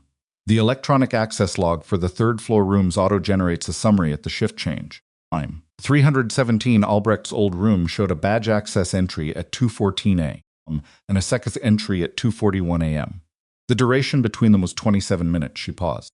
No staff member's badge is associated with those entries. ID number in the log is a format I didn't recognize, 6 digits, starting with a prefix we don't use. Prefix. We use a 4-letter staff code followed by 5 numerals. This was 2 letters, a dash, and 6 numerals. Terry looked at her steadily. I've been at this hospital for 14 years. I've never seen that format. Looked at coal contractor credentials, he said quietly. Wasn't a question. Or a cloned badge, Mara said. Some with access to county systems could potentially generate a building entry credential that didn't match standard staff formats, but would still clear a card reader. She looked back at Terry. You filed the incident report at 7:02, Terry confirmed. Standard facilities flag went to the maintenance supervisor and the nursing director, L. Stout. The nursing director would copy administration on an after-hours access anomaly. Yes, Terry's voice was careful. And protocol. So Stout had known for at least 2 hours before the HR meeting, and, as it had said nothing about it, had run the HR meeting as planned, as if the access anomaly in the room of a man now dead was simply not relevant to the conversation about Mara's conduct. Farr said. I want to ask you something, and I want you to think before you answer. Have you in your 14 years here ever had concerns about interactions between county law enforcement and patients on your floor? The silence that followed was not the silence of someone who didn't know the answer. It was the silence of someone deciding whether to say it. There was a situation, Terry said finally, about 2 years ago. A man on my floor, MVA patient, similar circumstances, was visited by someone who showed a badge and told the floor nurse it was a routine follow-up. When I looked at the badge later, the nurse had described it to me. The description didn't match Keller County Sheriff's Department badges. Different color scheme. She paused. I reported it to the nursing director at the time. I was told it had been reviewed and found to be within protocol. Who was nursing director then? Margaret Foy. She left Caldwell about 18 months ago. Allocated. Terry looked at her hands around the mug. Left. Very suddenly, actually. There was some personnel matter that was never fully explained. I filed that away. She spent another 20 minutes with Terry, taking notes in her careful, specific way, dates, badge description, the name of the floor nurse who'd interacted with the unauthorized visitor 2 years ago. When she stood to leave, Terry walked them to the door and stopped her with a hand briefly on her arm. Whatever you're doing, Terry said. Do it fast. This building talks, Mara. If the wrong people figure out you were here this morning. Mara said, thank you, Terry. Go get some sleep. I won't, Terry said plainly. But I'll try. Back in the truck, Cole drove while Mara organized. She had her folder open on her knees and the legal pad, and she was building the architecture of it, the timeline, the corroborating incidents, the access log, Terry's statement to be requested in writing, the recording from the diner, Cole's witness account. The structure of it was solid. It had weight to it now that Paul Albrecht's name was in it, and she didn't feel good about that weight, but she understood its necessity. They stopped at a copy shop on the north end of Keller and spent 40 minutes producing 2 complete duplicate sets of everything, organized and labeled, each set sealed in a separate envelope. She addressed to Fossey, one she photographed page by page and uploaded to the encrypted cloud address before sealing it. The original she kept in her bag. She just sealed the second envelope when her phone rang. She looked at the screen. Denny Warwick. What is it? She answered. I've the visitor log, Denny said. His voice had a new quality to it, tighter, with something underneath it that wasn't quite fear but was adjacent. I pulled the sign-in records from 11 days ago and went through the afternoon entries for the window around the visit. A pause. 5. There are 2 names I don't recognize. I cross-referenced them with every person on the scheduled visitor list for that day across all active patient rooms. Their name appears on any approved list. Do you have the names? Raymond Cutts and D. Farwell. Cole in the driver's seat had heard the call on speaker. The second name. He looked at her sharply. D. Farwell, Mara said. But the log only shows an initial D. Farwell. Denny paused. Does that mean something Graves? Cole said quietly to her. To Denny, to her, Deputy Graves. I saw his nameplate. It said T. Graves, but the T could be a middle initial. People sign with a middle name. Mara finished. 5. She thought about the tall deputy in the diner, the one who'd positioned himself near the door, the one Cole had stopped from drawing his weapon with a single word. 5. She thought about the car that Rook had pointed them toward, parked in the east pull-off on Route 9. Honey, she sent me a photo of the log page. Now, to my personal number, not the hospital system. Signing it now. And Denny, I need you to make a copy of that page and take it home with you. Not to your locker, not to your desk, home a beat. Lara, what is going on? I'll explain when I can, she said. I promise. But right now I need you to trust me and move fast. Okay, he said. And then okay, copying it now. She ended the call. The photo came through 30 seconds later. A clear image of the handwritten sign-in log, 2 names in the afternoon column 11 days ago, written in 2 distinct hands. Loud. She sent it to the encrypted cloud. Then she forwarded it to Foss with a 3-line note. Cole pulled the truck back onto the road and headed toward the library on Marsh Street. They had just under 2 hours before Fossey arrived. The sky was completely clear now, the Georgia winter sun low and flat and throwing long shadows across everything. Cole said, "It's not confirmed," she said. "Oh," he said. "But if it is, then Hargrove didn't just intimidate patients," she said. He sent his deputies into a hospital to interfere with a patient's account of an accident that involved a deputy's family member. 7 days later, that patient is dead. Cole was quiet for a moment. Then, you know what happens when Fossey gets this? She opens a federal investigation, Mara said. Right. Which she may already have, which means Hargroves contacts anyone who's been leaking information to him about the FBI's interest will tell him, Cole said. And when he finds out the investigation is moving, he's not going to sit still.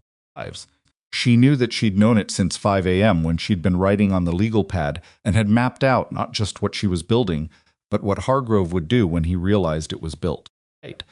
She'd accounted for it. She'd tried to account for it. But what she hadn't accounted for was what happened when Cole's phone rang. He looked at the screen, and the expression that moved across his face was one she hadn't seen on him yet, not alarm exactly, but the specific sharpening that happened when something entered the picture that changed the shape of everything. He answered Merritt. He listened, his jaw set. He glanced at her once. He listened again. All right, I'll call you back in 10. He ended the call. He didn't speak immediately. He drove for another block, and then he pulled the truck to the curb and stopped. That was someone I served with, he said. Someone I asked last night to run some background on Hargrove through channels I still have access to. Tucka waited. There's a name that's been appearing in a federal surveillance log for the last 3 months, Cole said. To a network of county-level corruption cases across 4 Georgia counties. The name is associated with a fixer, someone who manages the suppression side. Evidence, witnesses, documentation. He looked at her. The name is Cutts, Raymond Cutts, the first name in the visitor log. The man who had walked into Paul Albrecht's hospital room 11 days ago beside someone who may have been Deputy Graves. County, Cole said. He's private. He works for whoever pays him, which means whoever is at the top of this isn't just Hargrove. Hargrove is the enforcement layer. Someone else is directing the financial side. He paused. If Cutts is in play, then whoever he reports to already knows about your documentation. Suspects knows. The truck was very quiet outside. A woman walked past with a stroller, not looking at them, moving through her ordinary morning. Mara said hospital network, Cole said. If they got into that room, if they generated a badge credential for the access log, they have people who can move inside that system. Lawson reports Terry's report. Possibly the HR meeting being flagged this morning. He looked at her steadily. If they've been monitoring Caldwell's internal communications and they saw Terry's report, they know the access anomaly was found. If they saw the HR summary, they know I didn't get suspended, she said.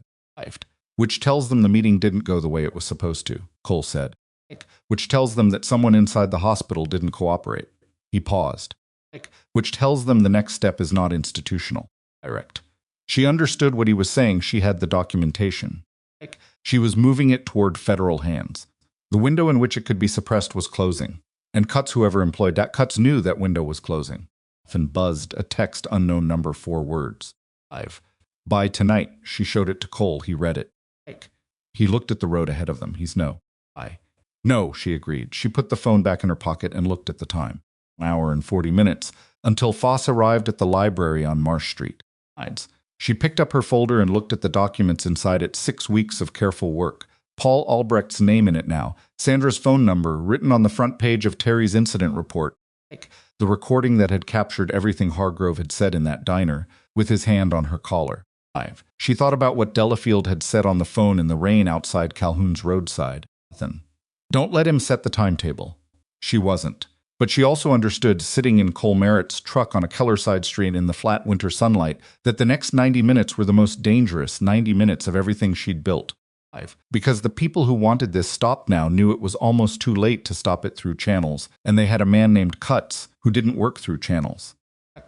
He looked at Cole. Can you drive a route to the library that avoids the main streets? He said.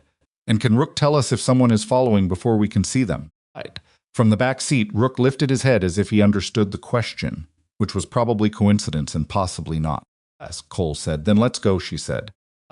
He pulled back onto the road, and they were 2 blocks from the truck's original position when Mara saw the patrol unit in her side mirror tan and brown county markings, sitting at the intersection they'd just left idling. Not moving. Just sitting watching where the truck had been. The patrol unit didn't follow them. That was almost worse.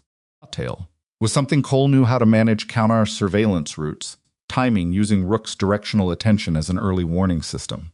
Tail was a problem with a procedure. But a patrol unit that simply sat at an intersection and watched where they'd been meant that whoever was coordinating already knew where they were going or had enough coverage positioned across the town that following wasn't necessary. Cole took 3 left turns in succession, which brought them back parallel to their original heading, but on a residential street with narrower sightlines and more canopy. Watched the mirrors. Mara watched the side streets. Watched everything. 2 options, Cole said, keeping his voice level. They're tracking the truck, which means they got a plate last night at the diner and have someone in County Dispatch flagging it, or they have enough mobile units distributed that they're covering the main routes without needing a specific tail. Watch is worse, Mara said. The second one, he said. Because you can't spot a net the same way you spot a single hook. She thought about the libraries on Marsh Street. Fixed meeting point communicated by phone, a phone that had received a text from an unknown number 40 minutes ago, which meant someone had her personal number and was monitoring it closely enough to send a warning within minutes of Colt's contact calling him about Cutts. She thought about the reading room on the 2nd floor, the rear entrance she'd specified. Library's compromised, she said. He didn't argue. Then she thought fast, and practically the way she'd been trained to think when the planned route was no longer viable, not scrambling for a perfect solution, but moving to the best available option with the information currently in hand. Boss is driving from Savannah, she said. She's been on the road for maybe an hour. I need to redirect her before she gets into Keller. She already had her phone out. And I need somewhere they won't have pre-positioned, which means somewhere that hasn't been part of any conversation I've had in the last 24 hours. Fossey. I'm an hour out, Fossey answered. Of plan, Mara said. Don't come into Keller. There's a truck stop called Brawley's on Route 9, about 4 miles south of the county line, on the Keller side, but just barely. Can you meet us there? Brief pause. You've had contact a text unknown number. Words. Leave Keller by tonight. That's not a county deputy sending that, Fossey said, and her voice had shifted into something more taut. That's someone with more operational awareness than a local sheriff's office a beat. Merritt's contact mentioned his name, Mara said. He's in a federal surveillance law. I know who Cutts is, Fossey said, and now there was something in her tone that Mara hadn't heard before, not alarm, but the controlled acceleration of someone who had been managing a long, careful process and had just seen it change speed. Raymond Cutts has been a thread in an organized corruption network we've been building across the 4th Judicial Circuit for 14 months. Not a peripheral figure, Voss. He's infrastructure. She paused. Ollie's truck stop. I'll be there in 50 minutes. Don't sit in the parking lot. Go inside and find a booth in the back. Understood. And Voss, you need to know something. Albrecht death. State Patrol took over the scene this morning from county at the request of the district attorney's office. We made a call to the DA when your file came in. State medical examiner is involved. Another pause. Eyes. It's moving faster than I think you realize. She ended the call and told Cole. He adjusted his route toward Route 9 without comment. And they drove through the back of Keller's residential grid, past small houses and chain-link yards and a school whose flag was snapping hard in a wind that had come up since morning, and Mara sat with the folder in lap and thought about the word infrastructure. Not a corrupt sheriff. Not even a corrupt sheriff and a fixer. At work. Operating across multiple counties with financial interests underneath the enforcement layer, with someone at the top who was not Dale Hargrove. Hargrove was the face of it in Keller County, the way a foreman was the face of a job site, visible, functional, and replaceable. She thought about the insurance angle, the accident on County Road 7, the deputy's brother-in-law as the at-fault driver, the disputed liability, suddenly appearing after men who weren't who they claimed to be, visited a medicated post-surgical patient and extracted a muddied account of events. That was not a sheriff running a private scheme for personal satisfaction. That was a mechanism for redirecting insurance liability, which meant money, which meant someone was collecting it. She opened her legal pad and wrote who benefits financially from the disputed liability in the Albrecht case. Then below it, insurance broker with county relationship, find the company name. She'd asked Marcus Sandra's brother about it in the consultation room. He'd said a company that has a relationship with a county broker. She hadn't gotten the name. She needed the name. She pulled out her phone and sent a text to Denny, the other driver in the Albrecht accident. Do you have any paperwork that mentions his insurance carrier? She knew it was a reach. It might be in the patient file under accident details, it might not. A response came back in 4 minutes, nothing in clinical notes. But Sandra filled out a next of kin form when Paul was admitted. It has a field for accident insurance claim reference. Give me 10 minutes. She gave him 10 minutes. Cole pulled into Braley's truck stop at the southern edge of the county and parked between two 18-wheelers, which gave the truck visual cover on both sides. They went inside. It was large and busy in the specific way of truck stops on weekday mornings, a counter full of drivers, booths along the far wall, a gift shop section that no one was using, coffee stations that smelled burnt and industrial and necessary. They took the last booth in the rear. Cole sat facing the door. Suck settled under the table. A server came by without being asked, and Cole ordered 2 coffees, and Mara didn't argue because she hadn't eaten since 5 a.m., and her hands, she noticed, were slightly cold. Claim reference prefix is KCM Allied. KCM Allied Insurance Group. County Registered Broker, main office in Trellis, Georgia. She wrote it on the legal pad, then she took a photograph of the note and sent it to Foss with a single-line insurance beneficiary in Albrecht accident, KCM Allied Insurance Group, Trellis, GA. Possible financial layer above Hargrove. Foss's response was immediate, already in our file. An Allied is a named entity in the Fourth Circuit investigation. You just connected it to a specific incident with a body. This is significant. Mara set the phone down and looked at the table for a moment. Was watching her. You okay? I'm trying to figure out if I missed anything, she said. It wasn't an answer to his question exactly, but he seemed to understand it as one. You didn't build this to miss things, he said. I built it carefully, she said. That's not the same thing. He looked at her. He picked up his coffee.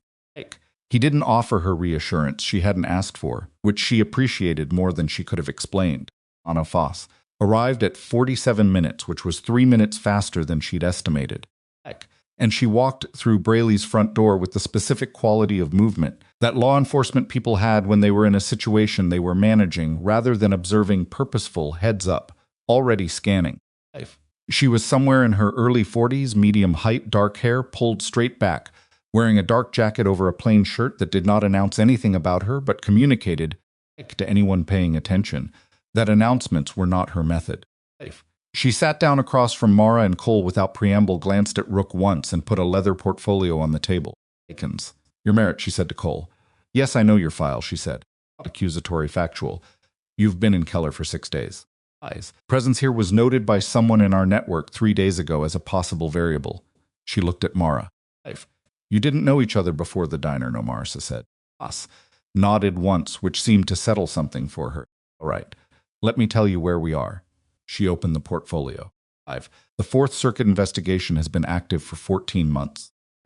It covers 3 counties, Keller, Branton, and Sewell, and involves a structured scheme in which county law enforcement officers working through intermediaries interfere with post-accident insurance claims in ways that redirect liability and suppress witness accounts. The financial beneficiary is KCM Allied Insurance Group, which has a shared ownership structure with 3 individuals in the county broker network. She looked at Mara. Eyes. We have the financial side documented to a high degree of confidence.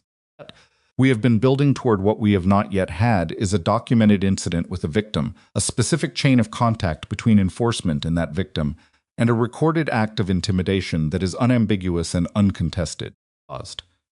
You have all 3, she said. Mara laid the sealed envelope on the table. Complete documentation, she said. Eyes.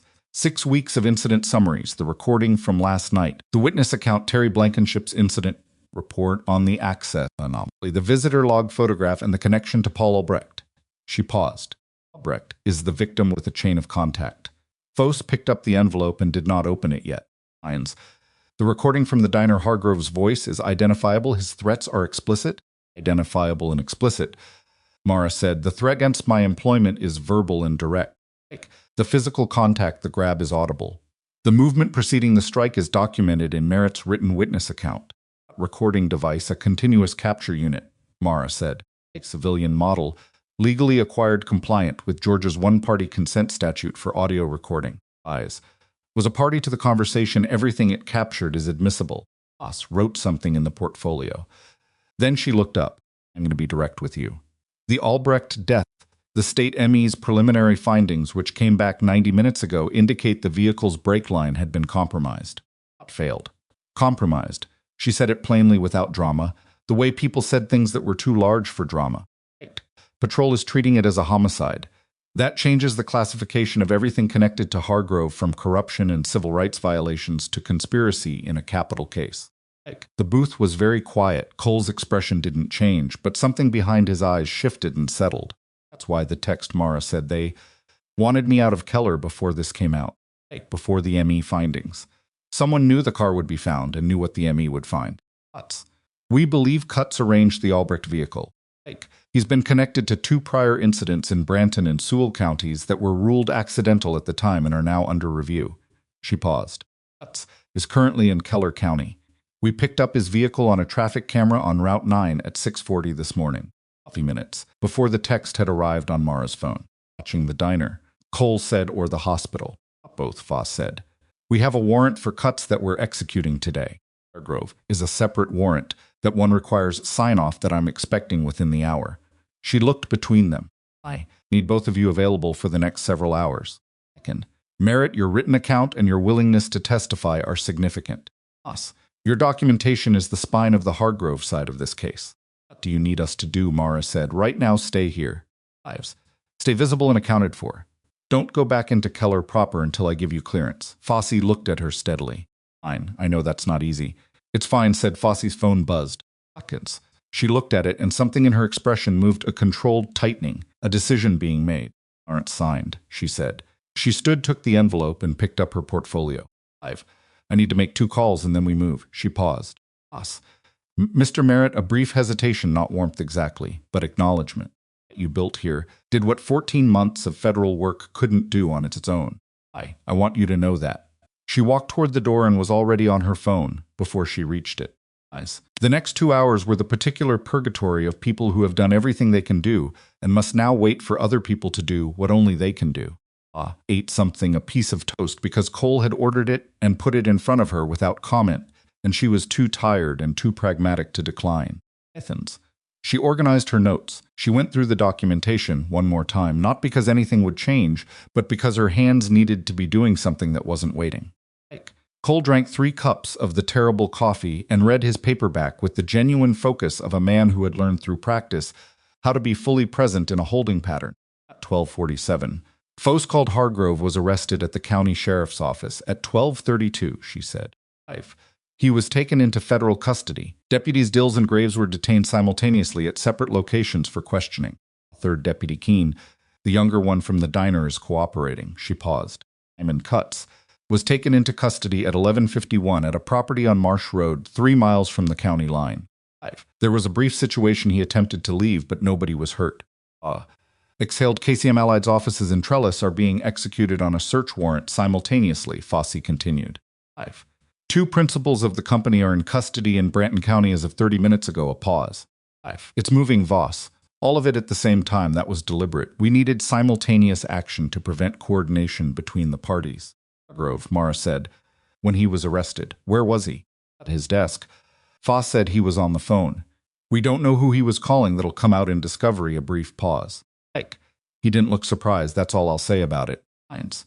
She ended the call. Mara sat in the booth at Braley's truck stop and looked at the table and felt not relief, not triumph, not any of the clean emotions that the word justice implied when people used it in the abstract life. She felt the particular complicated aftermath of something that had taken a long time and had cost something, including Paul Albrecht's life. And that was not a clean feeling, and she wasn't going to pretend it was. I set down his book. He didn't say anything. He just looked at her with the patient, undemanding attention of someone who understood that some moments weren't for talking. After a while, she said, "We can go back in now whenever you're ready," he said. Life. She took another minute. Then she gathered her folder and her legal pad and she stood up. Thanks. The next 48 hours moved in that particular bureaucratic rhythm that followed major law enforcement actions, structured, relentless, and unglamorous. Aya gave a formal recorded statement to Fosse and a second FBI agent named Tarkington, a quiet man who took extremely precise notes and asked follow-up questions that told her he'd read her documentation thoroughly before she arrived. The statement took 3 hours. She went through everything in sequence from the first complaint she'd heard 6 weeks ago to the text message on her phone that morning, and she was careful and specific and did not editorialize. Cole gave his statement separately. Saw him briefly in a hallway outside the field office. Fosse had commandeered a conference room in the Keller County Courthouse that had the slightly stunned quality of a space that had just had its ordinary function suspended, and he gave her a small nod that communicated it's going fine without requiring a conversation. She called Sandra Albrecht that evening. The call was short because there was no version of what she needed to say that benefited from length.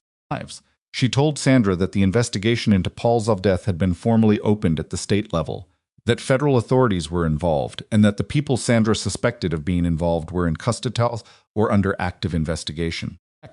Sandra listened without speaking for a long time, and then said he was going to call an attorney on Monday, and Mara said, "I know." And they stayed on the line for another half-minute without either of them needing to fill the silence. The following morning, Caldwell Regional Medical Center received a formal notice from the FBI's Savannah field office, requesting the preservation of all administrative records, communication files, and personnel files related to the prior evening's HR meeting and the incident reports filed by Terry Blankenship. Stout, receiving the notice, reportedly sat down in his office chair and did not stand up for some time. Dr. Warren Holt, who had been at Caldwell for 13 days at that point, called Mara at 8:15 in the morning. "I've been informed," he said, "that the individual who contacted this institution to request yesterday's HR meeting is in federal custody." Nice. "Yes," she said. "I've also been informed that I should formally notify you that the meeting produced no actionable outcome and no notation will appear on your record." A pause. "I'm also informing you of that because it's the right thing to do separate from being told to." "I appreciate that," she said. A pause. Ms. Voss-Mara. I know this isn't the moment for it, but when things settle, I'd like to talk to you about the emergency response training program. We've been trying to get off the ground here. The person who was supposed to run it left 8 months ago, and we haven't found the right fit." Another pause. "I'd like you to think about whether you might be interested." She looked out the window of the farmhouse kitchen at the pines and the pale winter sky. "I'll think about it," she said. On the third day, Deputy Keene, whose first name, it emerged, was Troy, and who was 26 years old and had taken the job because he'd grown up in Keller County and hadn't known it was this until he was already inside it, gave a full cooperating statement that detailed the operational structure of Hargrove's scheme across 3 years. Dills and Graves as active participants. He described the arrangement with KCM Allied. He described Raymond Kutz's role and provided dates and locations.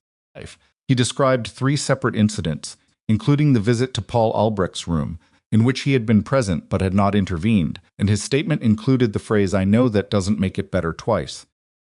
Foss told Mara later in a tone that was not quite sympathy and not quite anything else. In his own interview, had initially denied everything, with the flat certainty of a man who believed his badge was still a shield. It stopped being a shield approximately 40 minutes into the interview, when Fosse placed the visitor log photograph his assumed name D.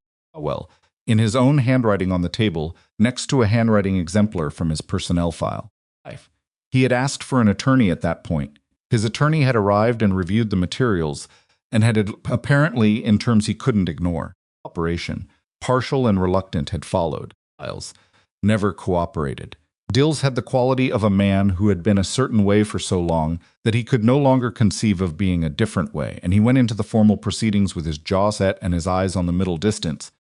And Fossey said later that he'd been doing that since the moment the cuffs went on. On the fourth day, federal prosecutors filed formal charges. The list was long and specific: conspiracy to interfere with civil rights, witness tampering, extortion under color of official right, conspiracy in connection with the death of Paul Albrecht, account of aggravated assault related specifically to the incident at Calhoun's roadside, the grab the raised hand, the threat to Marza's employment.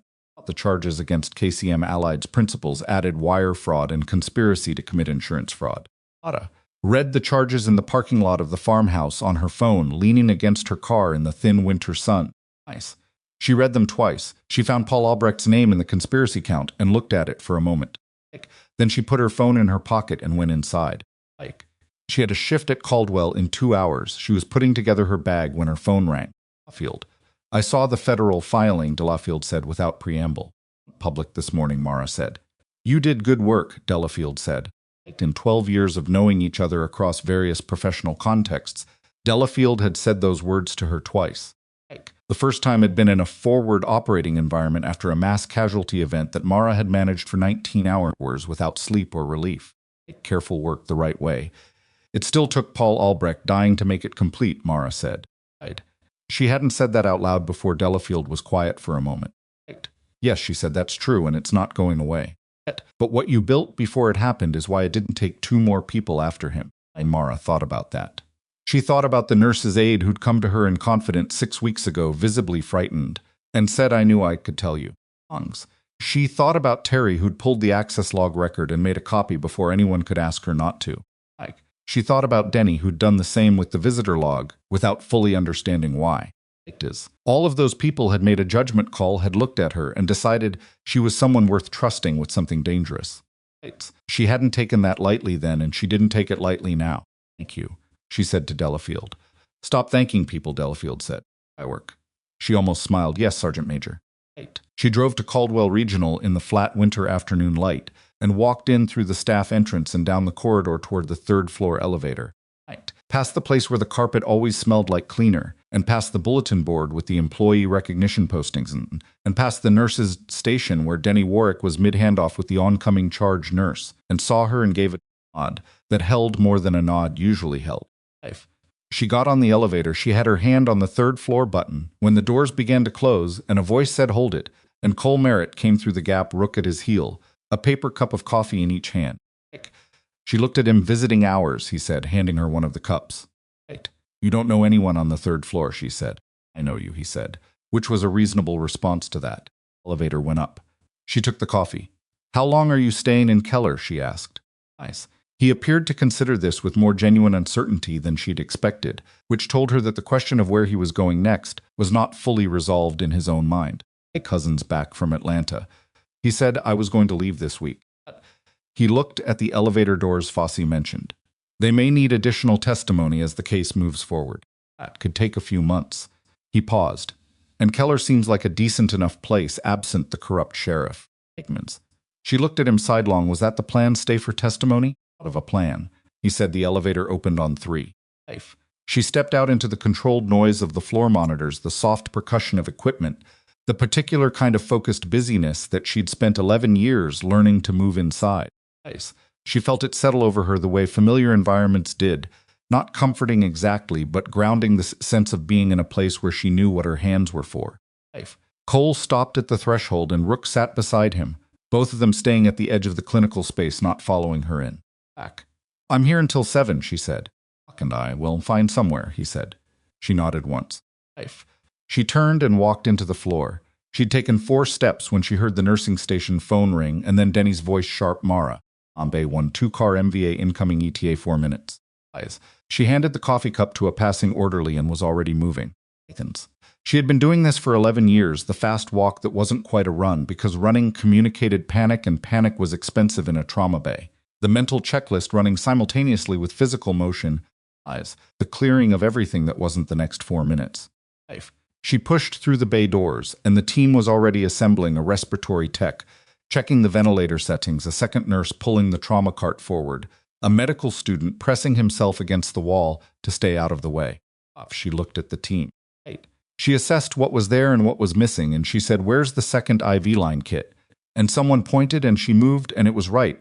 The way it was always right when she was in it, not smooth, not seamless, not perfect, but right. Ambulance bay doors opened, and then her radio crackled with Fosse's voice, coming through the receiver she'd been given 2 days ago and hadn't yet returned, clipped to her badge strap and still active.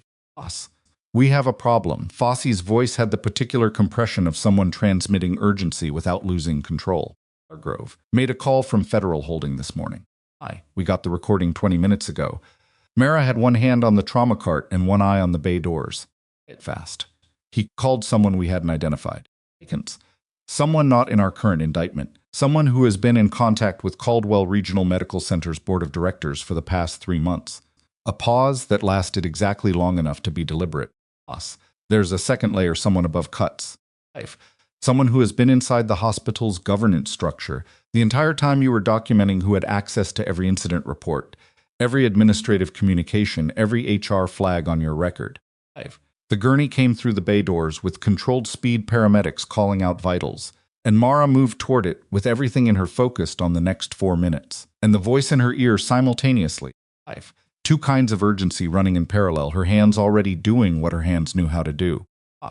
She said, "Fee said a name." Mara's hands didn't stop. Her face didn't change, but her eyes went to the medical student pressed against the wall, and then past him to the small window in the bay door, where a figure had been standing in the corridor a moment ago, watching the room. The corridor was empty now. The name Fosse said was Candace Pryor. As hands kept moving. She had a trauma patient coming through the doors, and a team looking to her for direction, and she gave them both what they needed, called out the assessment sequence, positioned herself at the head of the gurney line, ran the airway check with the automatic precision of someone who had done it under conditions considerably worse than this. The patient was a woman in her 50s, conscious but disoriented, with a left-sided deformity at the shoulder and a laceration across the forehead that was bleeding heavily and impressively, but was not based on the pressure and color arterial. She said to the paramedic. 14 on scene, stayed at 14 en route. B pinned over 72, pulse sats 97 on 4 liters. Good, let's get a second line in and get the shoulder imaged before we do anything else. She looked at the medical student. You come here and hold steady pressure on this forehead lac. Firm. Don't let up. He moved his hand, shook slightly, but he held pressure. She unclipped the radio from her badge strap and stepped back 2 feet, enough to stay in the room, not enough to be overheard by the team, and said quietly into it, "Pryor, HR Vice President. She's been on the VOD Advisory Committee for Clinical Governance for 8 months, Fosse said. That gave her access to internal incident reporting, administrative communications, and HR flagging systems. She's been feeding information to a contact at KCM Allied. We have call records. The contact's name is Aldous Vren.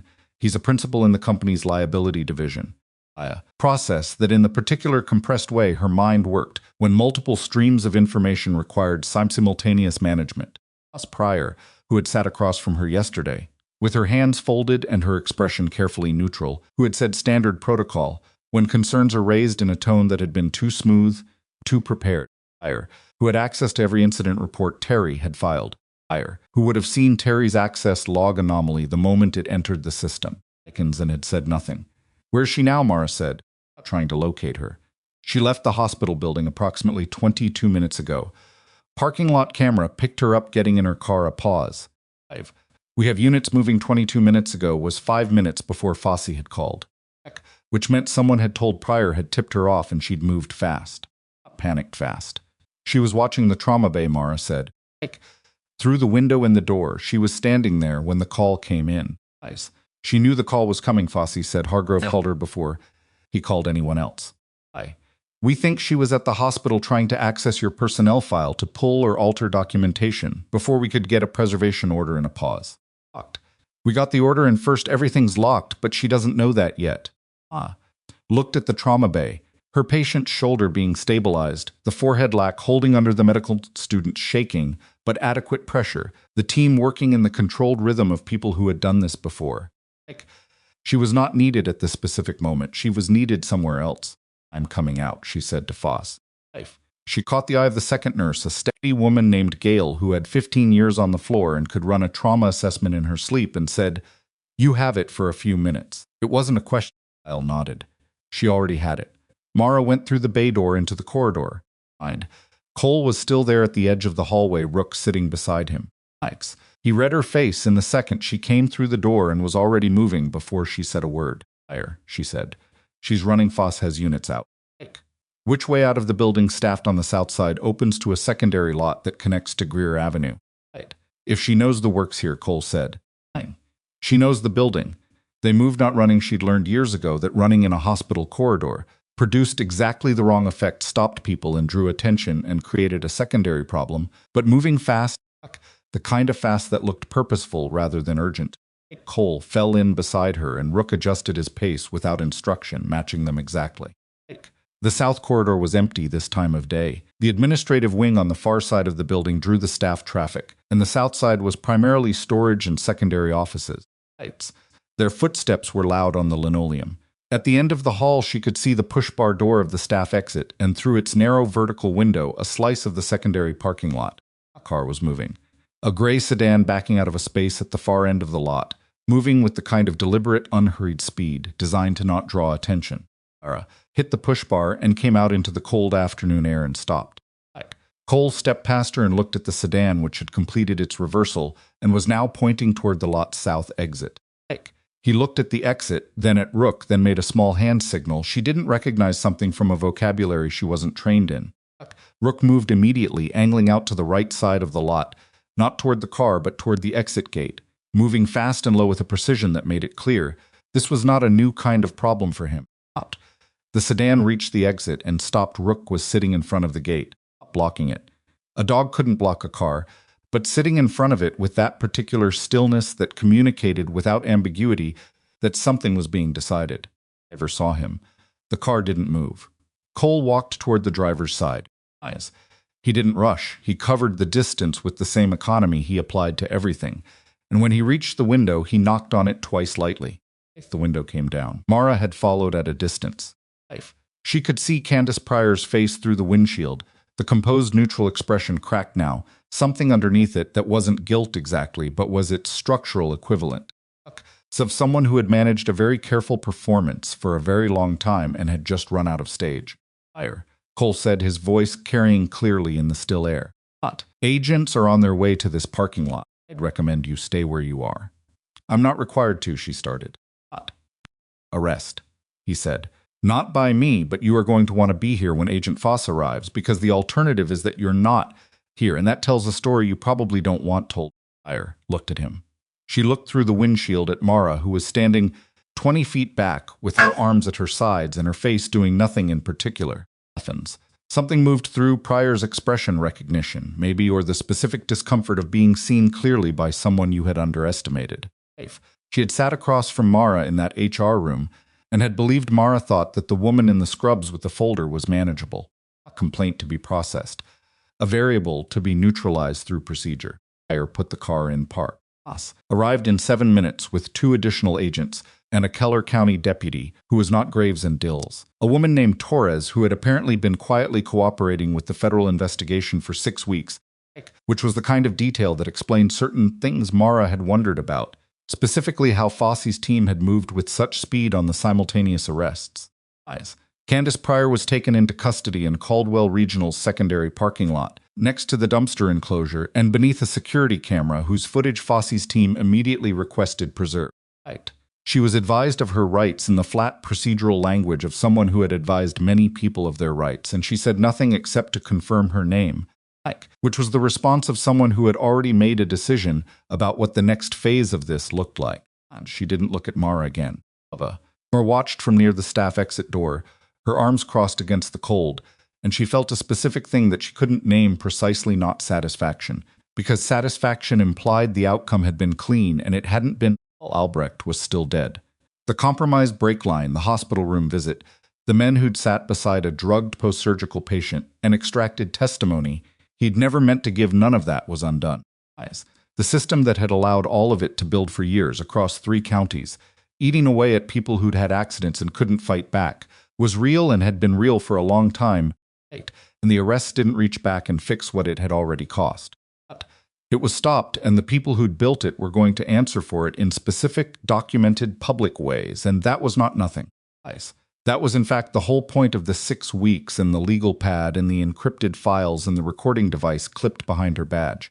It came to stand beside her. Rook settled at his feet. You should go back in, she said. I'm in it. He didn't push it. He stood there in the cold with her while the federal agents worked, and the gray sedan sat with its doors open, and Candace Pryor's face disappeared into the back of an unmarked car. Not as clean as it looks, Mara said. No, he agreed. Cover is. She looked at him. You knew that going in. Did you, he said. She'd known it in the farmhouse kitchen at 5 in the morning, writing on the legal pad, running through scenarios. She'd known it before that the night at Calhoun's roadside when she'd sat in the rain outside with her phone in her hand and understood that what she'd been building was either going to matter or it wasn't. And the outcome was not within her control, only the work was. Only the careful, documented, unassailable work. She went back inside. The formal proceedings took 4 months, which was fast. In the way that federal cases occasionally moved fast when the evidence was organized and multiple cooperating witnesses aligned, and the financial documentation was thorough enough to make defense arguments structurally at sound before they were made. Hargrove was convicted on 11 counts, conspiracy to interfere with civil rights, 3 counts of witness tampering, extortion under color of official right, aggravated assault connected to the Calhoun's roadside incident, and counts related to the conspiracy in Paul Albrecht's death, which the prosecution pursued not as a murder, charged the evidentiary chain to Hargrove's direct knowledge of the break line. Tampering was strong but not absolute, but as conspiracy in the commission of a homicide, which carried a substantial federal sentence regardless.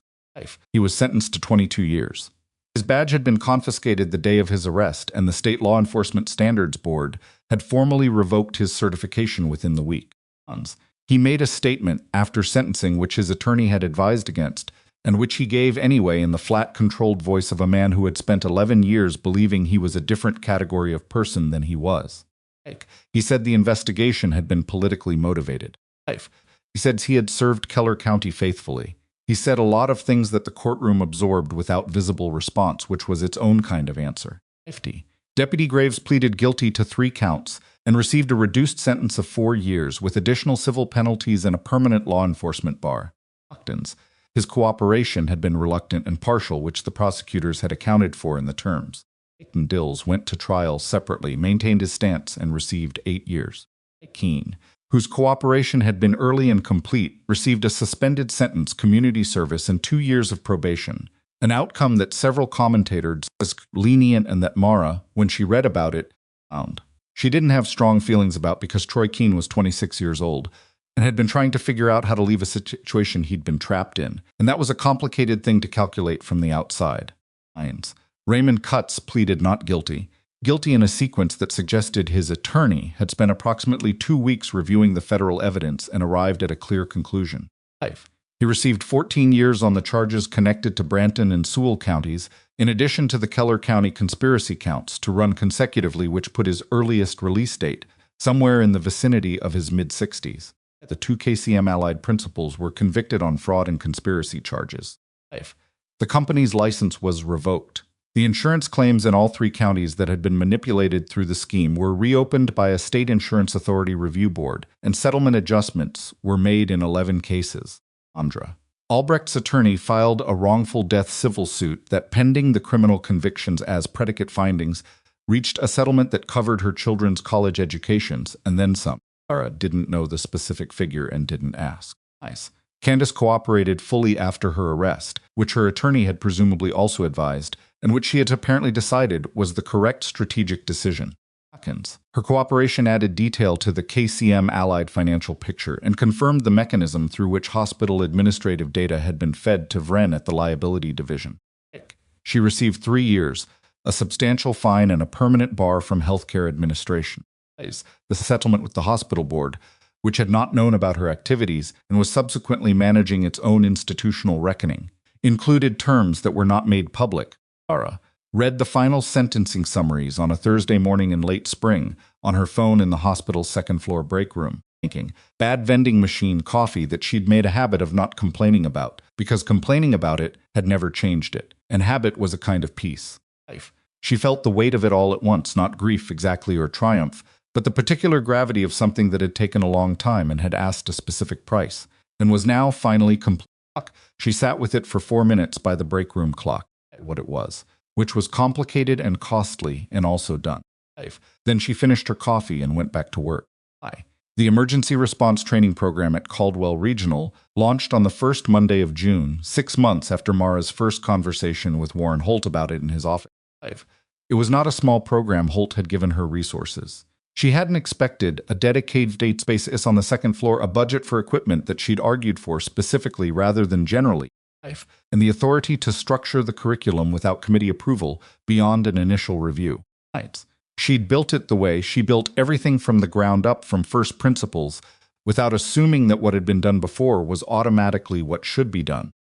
She'd drawn on 8 years of military medical experience and 3 years of civilian emergency nursing and an understanding of how people actually behaved under pressure, which was imperfectly and inconsistently, and with tremendous capacity for both error and correction, and she'd built the curriculum around those realities rather than around the idealized version of performance that most training programs aimed at.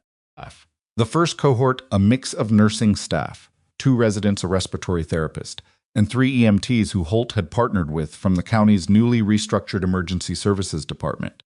The county's emergency services had been under state oversight since the sheriff's department's dismantling, and the director appointed to manage the restructuring was a woman named Claudette Harms, who had the brisk efficiency of someone who had been waiting a long time for the right problem to solve. Bonnie Warwick was in the first cohort. He'd asked to be. She hadn't been surprised Terry Blankenship came to the first session as a guest. She sat in the back row and watched the whole morning without saying anything, and at the end she came up to Mara and said, "You should have more than 12 people in here." And Mara said, "I know the second cohort starts in September." And Terry said, "Put me in it." And Mara said she would. The morning of the program's launch, before the cohort arrived, she stood alone in the training room and looked at it. It was an ordinary hospital room, repurposed equipment on tables, a simulation mannequin in the corner, a whiteboard with the day's agenda. Athens. Spectacular, everything functional. The kind of room where things were learned rather than announced, which was the only kind of room she'd ever trusted. She thought about the farmhouse kitchen, the legal pad. The number of times she'd written a note at 5 in the morning, not knowing whether any of it would matter, whether the careful documentation of careful things would add up to anything other than a record of what had happened before something worse mattered. Not because she'd been exceptional. She hadn't been exceptional, she'd been specific. She'd paid attention when it would have been easier not to. She'd documented when it would have been easier to assume someone else would. She'd refused to move out of a booth in a diner, which was such a small thing to point to, and yet was the thing that had given Hargrove enough rope, because men like Hargrove couldn't tolerate the small refusals, couldn't accept that a woman in scrubs reviewing paperwork wasn't required to make herself smaller to accommodate his certainty that she should. She didn't think of herself as brave. She thought of herself as someone who had been trained over a long time to be present in hard situations without pretending they were something else, and that training had turned out to be useful in ways that went beyond the operating theaters and medevac zones where she'd first acquired it. She thought about the women and men on the floors of this hospital who'd told her things in the careful sideways way people tell things when they're not sure they'll be believed. The nurse's aide, Terry, Denny, half a dozen others, whose small contributions had built the architecture of what became a federal case. None of them were featured in the press coverage. None of them were named in the sentencing summaries. They'd just done the thing that was in front of them to do, and the accumulation of those things had been in the end what mattered. She thought about Paul Albrecht, who had driven the same curve for 6 years and had not made it to his Monday phone call. She thought about his name in the charging document. She thought about Sam's voice on the phone, saying he was going to call an attorney on Monday, not an accusation, just a fact. The kind of fact that sits in you and doesn't leave. Herself feel. That she didn't dress it up or put it away. Some costs are the kind you carry, and carrying them clearly was better than pretending they weren't there. Then she went to the whiteboard and wrote the day's first topic in her clean, deliberate handwriting. Assessment under pressure. What you see versus what you expect to see. Merritt, testified in the Hargrove proceedings twice, once at the preliminary hearing in February and once at trial in April. Times. He was specific, measured, and unshakable under cross-examination, which was not a surprise. Defense counsel had tried in both sessions to introduce the classified nature of his service record as a suggestion of unreliability, though classified meant invented rather than simply restricted, and both times the prosecution's objection had been sustained before Cole had needed to respond. I had watched from the gallery the second time and thought that he'd been ready to respond anyway, and that whatever he would have said would have been precise and calm and entirely sufficient. He stayed in Keller through the trial. His cousin had moved back to Atlanta, and the rental arrangement had evolved in the informal way of small-town situations. And Cole and Rook occupied the house on the county road with the easy self-sufficiency of people who were used to making temporary places functional. After the verdict, they were standing outside the federal courthouse in the April afternoon, not quite warm yet but moving toward it, the sky, that particular shade of pale blue that Georgia produced in spring, like a statement, and he said, I've been talking to someone in Savannah about a position. Kind of position, she said. Investigative consulting for the U.S. Marshals, domestic fugitive operations. He looked at the courthouse steps. It uses most of the relevant skill set and doesn't require me to be 17 things at once. That sounds right for you, she said. It's based in Savannah, he said. Not very far. She looked at him sidelong. Oh, she said, it's not.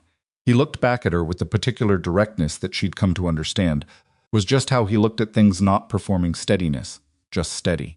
I'm going to be in Keller for another few weeks while the consulting paperwork clears. If you wanted to have dinner at some point that wasn't in a truck stop or a break room, I think I could manage that, she said. Rook, who had been sitting between them the entire conversation with his ears making small adjustments in the wind, appeared satisfied with this outcome and turned to look at the courthouse lawn instead. The press coverage of the Hargrove case ran for several weeks, and then subsided as coverage did into the background hum of what had happened and what it meant.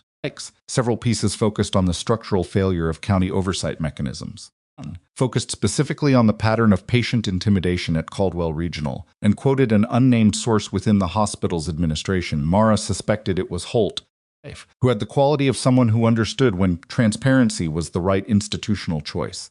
A brief piece mentioned a nurse who had spent 6 weeks documenting complaints before the diner incident, had given the evidence a final, unambiguous piece, and described her in a single sentence as a former military medic whose service record includes classified assignments with Naval Special Operations teams.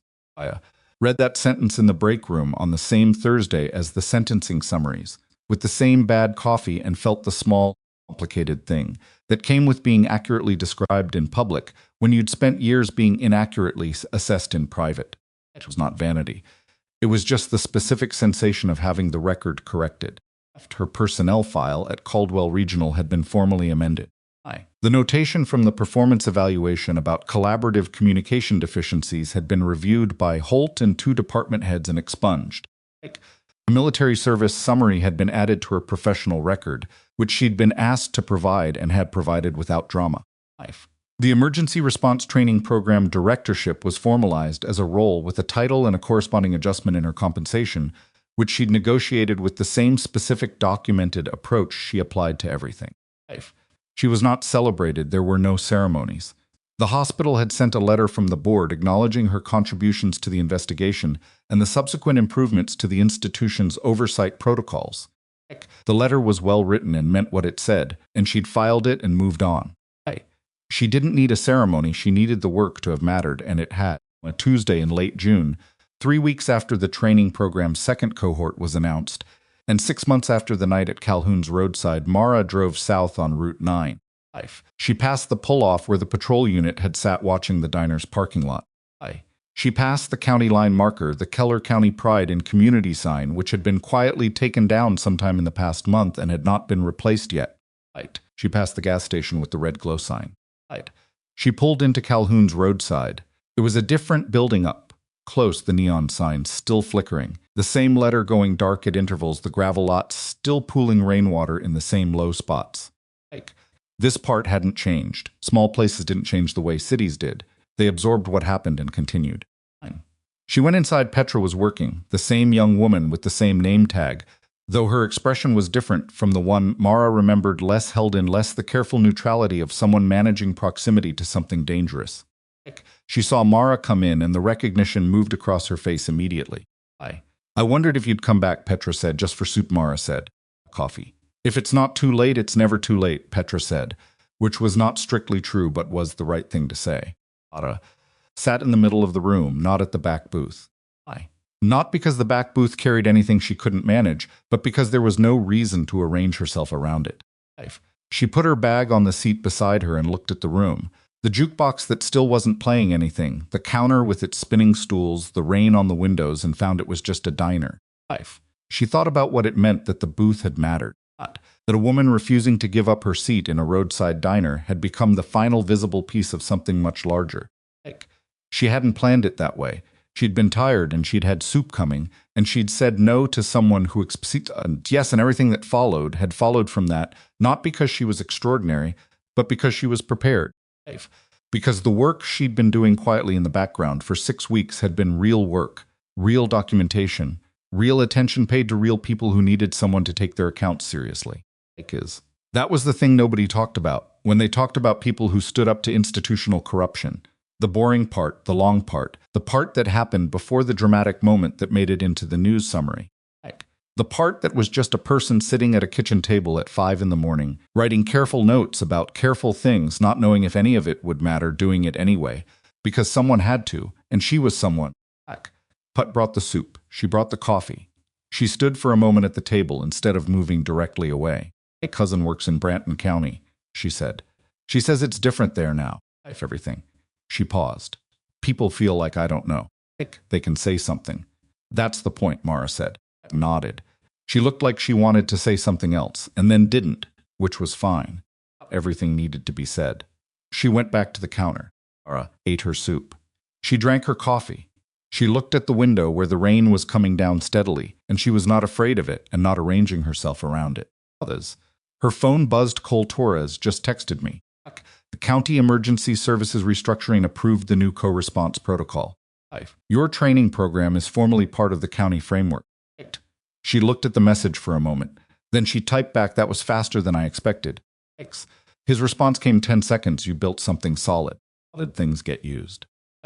She put the phone down and picked up her coffee and looked at the diner around her, the ordinary Tuesday night of it, the few other customers who had no reason to know that this particular room had been the place where something had cracked open, where a man who'd believed himself untouchable had discovered the precise limits of that belief. She thought about the nurse's aide who'd come to her 6 weeks before the diner, visibly frightened, and said, I knew I could tell you. She thought about Terry and Denny and Sandra and Dr. On day 13, choosing honesty over complicity in a room he hadn't expected to need honesty in. She thought about Troy Keene, 26 years old, trying to find a way out of something he'd walked into before he'd understood what it was. All of them imperfect, all of them uncertain, all of them doing the thing that was in front of them to do with whatever capacity they had. She thought about Paul Albrecht one more time, because he deserved to be thought about.